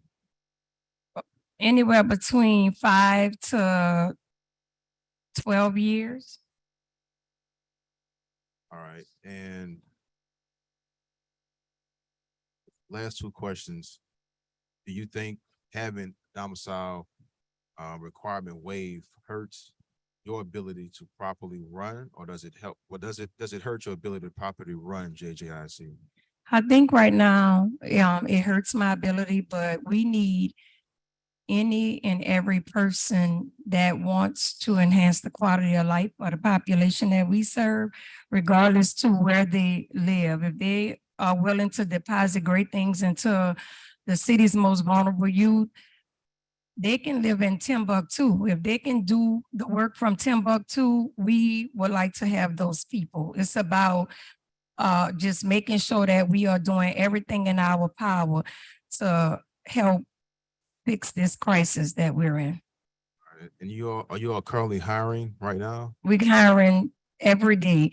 Monday, Wednesdays, and Fridays, we take walk-ins, we do scheduled interviews. We're hiring, we're advocating, myself and my team in grocery stores and drive-throughs and restaurants. We are hiring for all positions, juvenile detention counselors. We have some administrative positions available. We are hiring for grounds patrol, laborers, food service workers, social service workers. And last, so are you involved on this new task force created by the administration? No, if asked to be involved, would you have a problem with joining the task force? no, I'm connected, as I've heard, Brother Hakim speak and, Ms. Bradisha speak. I'm well connected to the parents. I pretty much what we're seeing are the siblings of past kids that have been system involved at JJIC. And so I'm, connected to those families very closely as well. So one of the reasons selection was kind of selective was because of sensitive information about children possibly being exposed. And I don't know how more sensitive information would be. Basically, you're around children all day, you know all the information already. So how can you be exposed to more sensitive information? That's one of the reasons why we were told certain people were not a part of the task force. So again, to those people listening, I think that you, Brother Hakim, who spoke earlier, are two integral parts of the community that's not a part of this task force. And if you are brought on, it can add value to the task force and help reduce the crime in the city. I agree, and I am pretty much the keeper of that confidential information. Councilmember King, I am a part of that violent crime task force, and it did have some questions about juvenile center.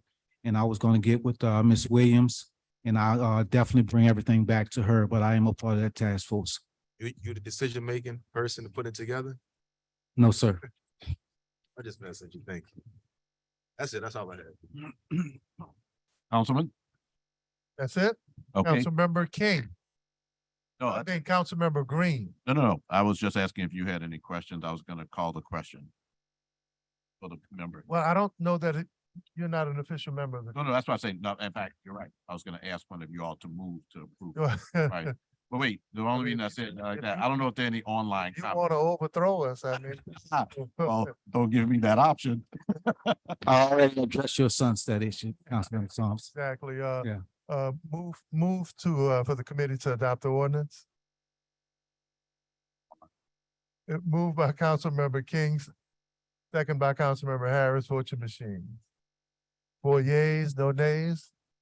It's adopted. Thank you. Thank you, council member. Thank y'all. Thank y'all. Councilmember Thomas, Councilmember Green, I'm sorry. Councilmember Harris, Councilmember Morrell, Councilmember King. Thank y'all so much. We really appreciate this. Just want y'all to know that we are working hard and diligently to try to get these people hired up, and we appreciate everything y'all do for us. Thank y'all so much. Thank you, of course. Thank you. Mr. Chair, may I request that a member of this committee move to approve it to include it on the consent agenda? Yeah, Huh? yeah. Okay. Everybody was in favor, so Oh, I think you're good there. No, I don't want to hear it. we know you missed the human resource. Yeah. Next item on That was the a good agenda. move today. Councilmember, we have an amendment that we need to suspend the rules Let's to add to put the the amendment. agenda. Any online comments about that? Not for this, not, Okay. not yet. all No, right. there's one later. All right. So, we have a motion to suspend the rules. So moved. Give a second. I lost we my, get- I lost my quorum. Move to suspend the rules, second by Councilmember Morrell, all in favor? 3 yeas, no nays, the rules are suspended. Ms. Curran, bye-bye, guys. Thank y'all. We have a amendment to ordinance calendar number 34,003. This is an amendment to replace the Department of Code Enforcement as the governing department for enforcement of vehicle impoundment or illegal dumping with the Department of Safety and Permits. Is this Councilmember Greens also?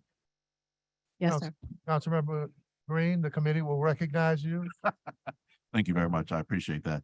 Council members, this amendment simply addresses a change that needs to be made if we're going to actually enforce the impounding of vehicles for illegal dumping. We've been in contact with the Department of Safety and Permits.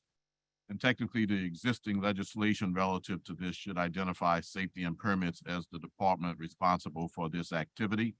It was previously the Health Department. It was previously suggested that it be code enforcement, but the Department of Safety and Permits, because it conducts hearings, is the appropriate department to address the issue of illegal dumping. So that's what this amendment is, simply to replace code enforcement with safety and permits. The wording is very simple to the amendment. So this fixes the problems we had in the past? Well, this fixes the problem in terms of safety and permits, being the Okay, point agency relative to the enforcement of the illegal dumping. Yes, there's Okay. still other things to be done. okay. We need a motion? Councilmember, can I just clarify that Yes. we needed to, Ms. Curran, for clarification. we need to vote to make sure that we added this to the agenda. I don't know if that was clear in the last. So move. Second by Councilmember Moreno. 5 yeas, no nays, and it's added to the agenda. Thank you. Move to adopt. Moves, second by Councilmember Harris. Vote your machines. 4 yeas, no nays, and 5 yeas, no nays, and it's adopted. You also want that on the consent agenda? Wait, hang on one second. I have a quick question. Councilmember Moreno. So, I just want to make sure that everybody's clear. Councilmember Green, on the impounding of vehicles, et cetera, that was all already in existing law.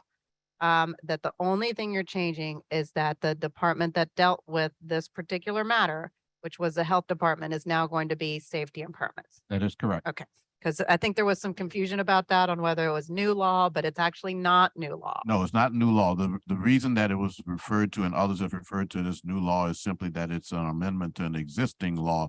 but it puts in place safety and permits, which will devise proper procedures that lead to the seating of the vehicles. And then you'll have follow-up conversations with safety and permits based so that they can figure out the capacity to deal with these particular matters. Yes, they've spoken to us relative to their concerns relative to personnel and those issues. And I have a feeling someone has spoken to you, which is why you're bringing it up with me. So I just want to let you know, we had that conversation as late as this morning. We recognize it, but I will tell you this, that I believe that if we enforce this impounding of illegal dumping vehicles a couple of times and make it clear that it costs money to do this, that we won't have as many hearings as they think. But yes, this is the Department of Safety and Permits. There is a hearing process involved.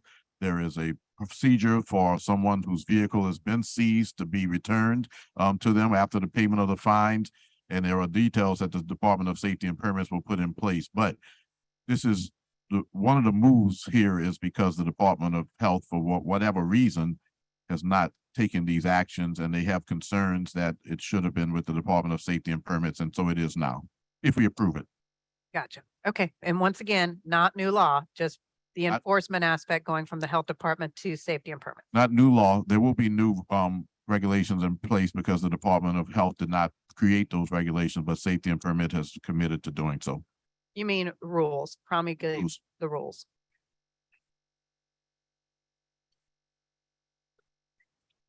Properly moved. Second by Councilmember King. Vote your machines. I know we already did it, but I guess this is Yeah, this is for- added to the. as consent- amended. We have, Yeah, we'll do the other one later. ordinance calendar number 34,000. Thank you. Next item on the agenda.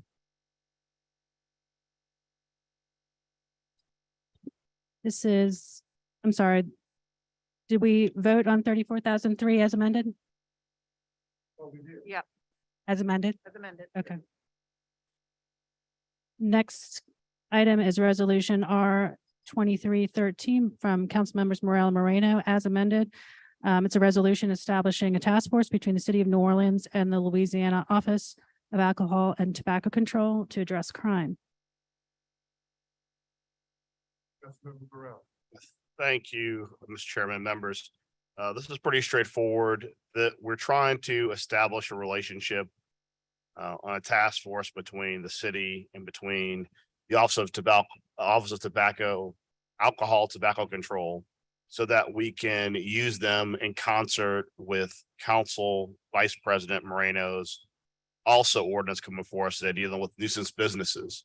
As we know, there are a tremendous amount of problematic ABO outlets throughout the city, and we want to work diligently with ATC to figure out ways that we can target and investigate instances in which we see repeated unfortunate instances occur.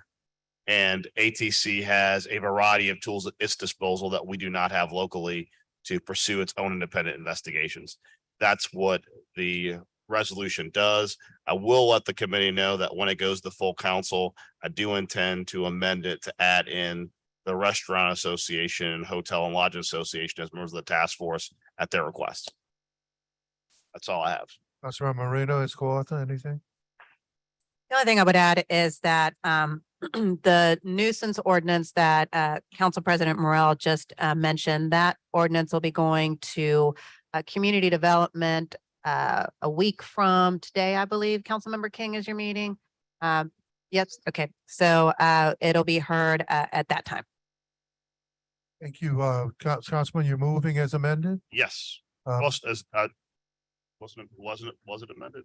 It was amended at the special That's council right. meeting. Sorry. Yes, as amended. Moved by Councilmember Morel, second by Councilmember Moreno. Vote your machines. 5 yeas, no nays. It's adopted. Next item, please. The resolution R 2314 from council members Morel and Moreno, resolution establishing an educational program to inform the public on the epidemic of stolen firearms taken from vehicles being used in criminal activity. Thank you, Mr. Chair and members. This, I've been in concert conversations with our superintendent, Superintendent Woodfork, about the significant problems we've had in the city with firearms being stolen from vehicles. I think there has not been a robust educational campaign for the citizens of the city of New Orleans to realize how many firearms that are seized from vehicles are then used in crime. What we saw from 2021 and 2022 through now, there are over 3,000 stolen firearms that have found their way from vehicles into a secondary market of those individuals who are perpetuating crime. And simply securing your firearm in your vehicle through a safe or the like, or simply taking the firearm out of the vehicle would make not just yourself, but your neighbors much safer. To be very candid, let me put it a different way.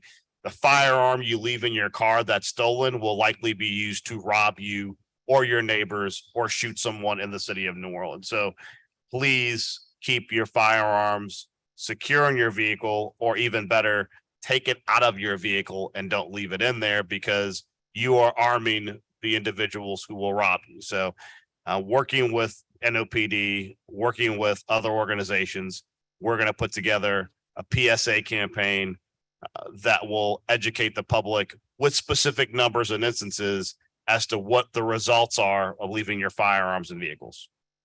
Councilmember Harris. Thank you, Council President and Council Vice President. I've been beating this drum since forever. And I think we should tap or ask at least some marketing pros, like, I don't know, our tourism office to help us with this campaign.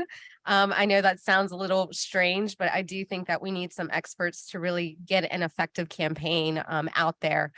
And quite frankly, I think with our parking ordinance as well, I think they could use some signage where you pay to park, please secure your firearm.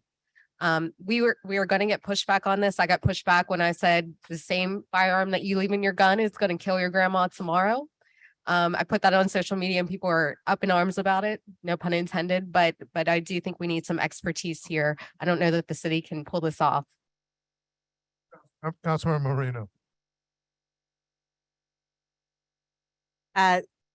Good points made both by Council President Morrell and by Councilmember Harris. I'll add another piece to this. As you all know, the council also has a pending budget ordinance that provides $100,000 going to the health department so that the health department can purchase gun locks to be able to disseminate and provide to the community. And there are also partnerships that are occurring right now with the business community for additional purchases of gun locks, so that once again, that the health department can help and get those out to the community. So, you know, this is kind of a multi-tiered approach here at ensuring that firearms don't get into the wrong hands. And if they do get into the wrong hands, that they cannot be used to commit other crimes or to hurt someone. So the campaign, along with providing gun locks to the community, I think are both two really important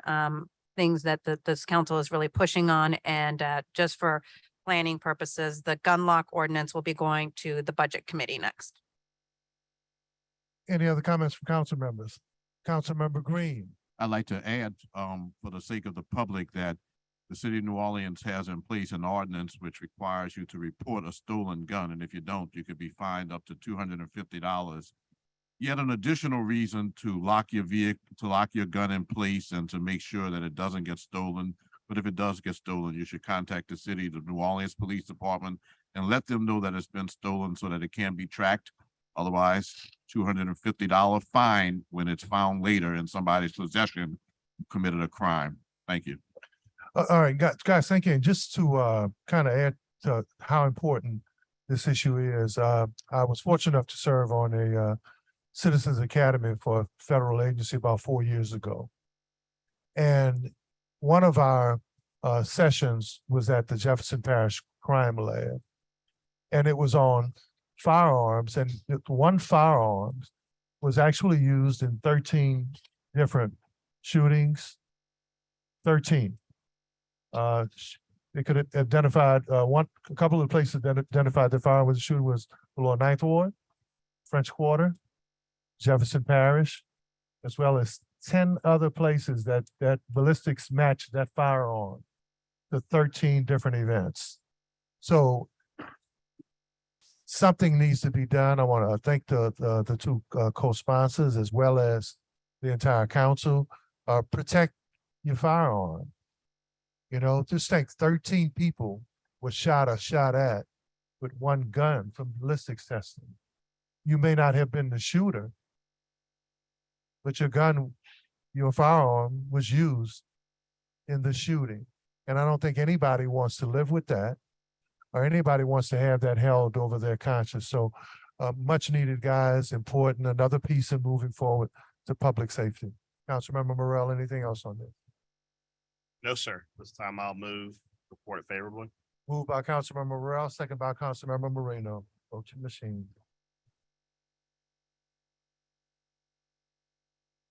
4 yeas, no nays, adopted. Next item on the agenda, please. We have Resolution R 2317 by Council Members Morrell, King, and Moreno.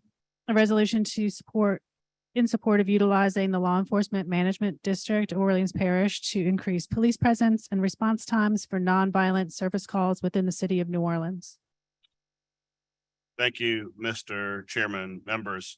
The Law Enforcement Management District was an idea actually created, I believe, in 2015 when I was still in the legislature, which was there are almost a dozen law enforcement agencies already with post-certified officers already inside the bounds of the city of New Orleans, whether it be the Harbor Police, the Levee Police, or the variety of universities. These are all post-certified professionals that if you look at and you add their manpower to the manpower we already have, it could be of tremendous use in dealing with the crisis facing the NOPD and staffing. The idea would be, and it was pitched in 2015, and I'm kind of repitching it now. When I met with the superintendent, she mentioned that historically there have been MOUs signed with a variety of agencies to work with NOPD to enhance coverage. I think we need to return to those MOUs with all those organizations. There is no reason, and I've had multiple conversations over the years, for example, with the Levee District, which traditionally patrols Lakeshore Drive. There's no reason why they could not respond to traffic accidents or other nonviolent instances without injury all the way down to Fillmore. They've done it in the past. They could do it in the future. And it's something that we should be utilizing right now, because when you look at the fact that we have so few officers to respond to those significant crisis instances, having those different agencies responding to all of those trivial property calls, or even to accidents where reports have to be drawn up and people have to be waited with, that can all be done. And when you talk to those individual agencies, they're all willing to do their part. There has to be an overall plan or overlay for the entire city as to how you would impact that. I know that back in the day, when I was trying to negotiate this in 2015, at that time, the Levee Police said they could absorb the cost if they would be allowed to write traffic citations in that expanded area. And the city at that point declined to do so. And through the city declining in 2015 to do sort of similar MOUs with other agencies, that whole situation kind of fell apart. But I think at this point, we need all the help we can get in utilizing officers from other agencies, many of whom are retired NOPD, or at the very least are live or part of the community. They could be a tremendous asset in helping us address the shortened manpower that we have in NOPD. Councilmember Moreno. So Councilmember Morrell, I know that, you and I have been talking about this for quite some time. And if you take a look at what happens with Tulane University Police, they're responding to incidents that are happening all around the university.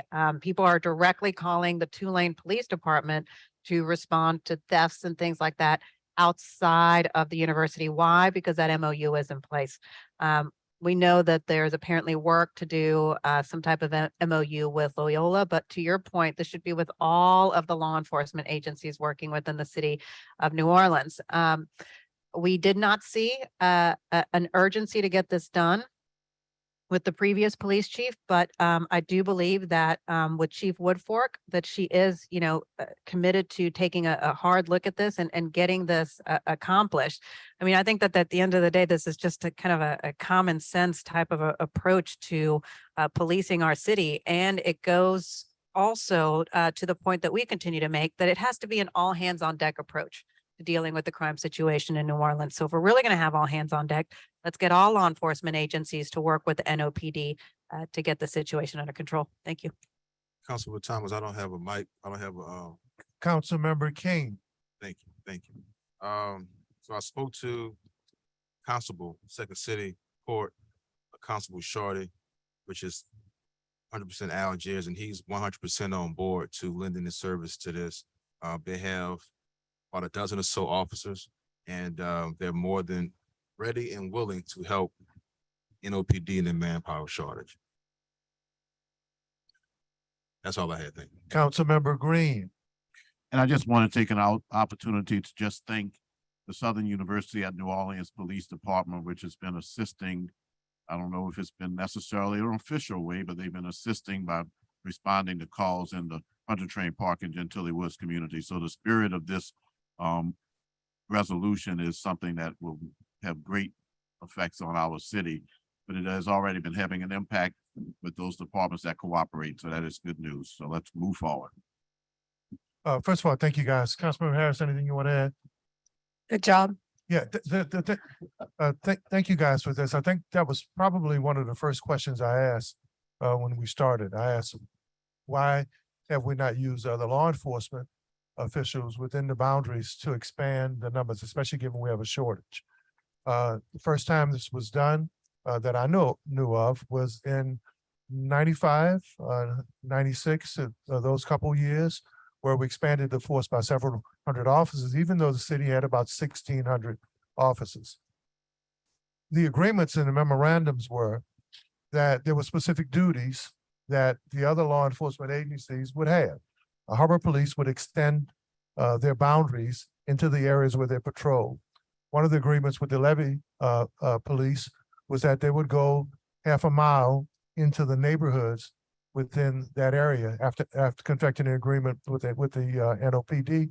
The Sheriff's Department did its work focusing on minor offenses and felonies and traffic stops within the quarter and other parts of the downtown area. But specifically, when we would ask this question early on, the excuse or what we were given was the consent decree. The consent decree. In our conversations, Councilmember Morrell's conversations, and my conversation with Chief Woodfork, this is part of, she wants this to be part of her proactive 21st century constitutional policing plan. I don't know why the consent decree stood in the way before.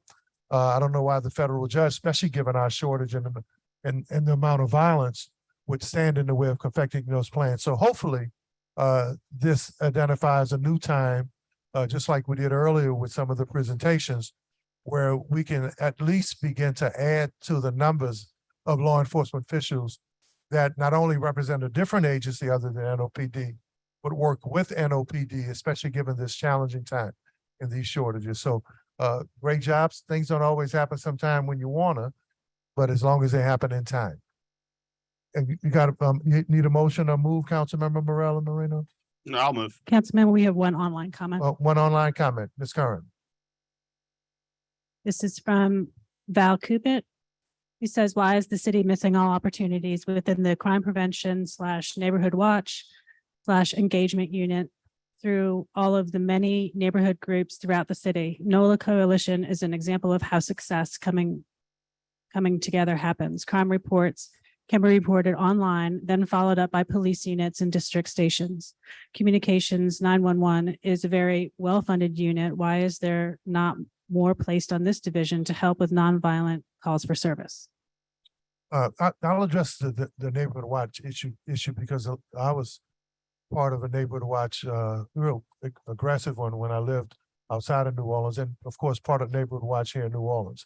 What happened with neighborhood watch was, especially as the police department forces depleted, many community groups kind of backed off because they didn't know, especially with with lengthy response times, if they were involved in identifying or confronting people or being part of Neighborhood Watch, what would happen to them in terms of retaliation? So Neighborhood Watch is a solution, but I think it has to be a process where we get the confidence of Neighborhood Watch groups and neighborhood groups that they're willing to get back involved in this particular phase of policing. So, but if the person is listening, that's why a lot of neighborhood groups backed off a Neighborhood Watch, because they weren't sure about their own public safety or being protected if the community members got involved. We need to vote our machines? Yep.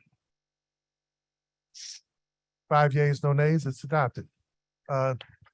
Motion to adjourn? Move to adjourn. Quickly moved by Councilmember Morrell, quickly seconded by everybody, including Councilmember Moreno, and the vote your machines on adjournment, guys. Great meeting, guys, and thank y'all. I want to thank the public also. 5 yeas, no nays, and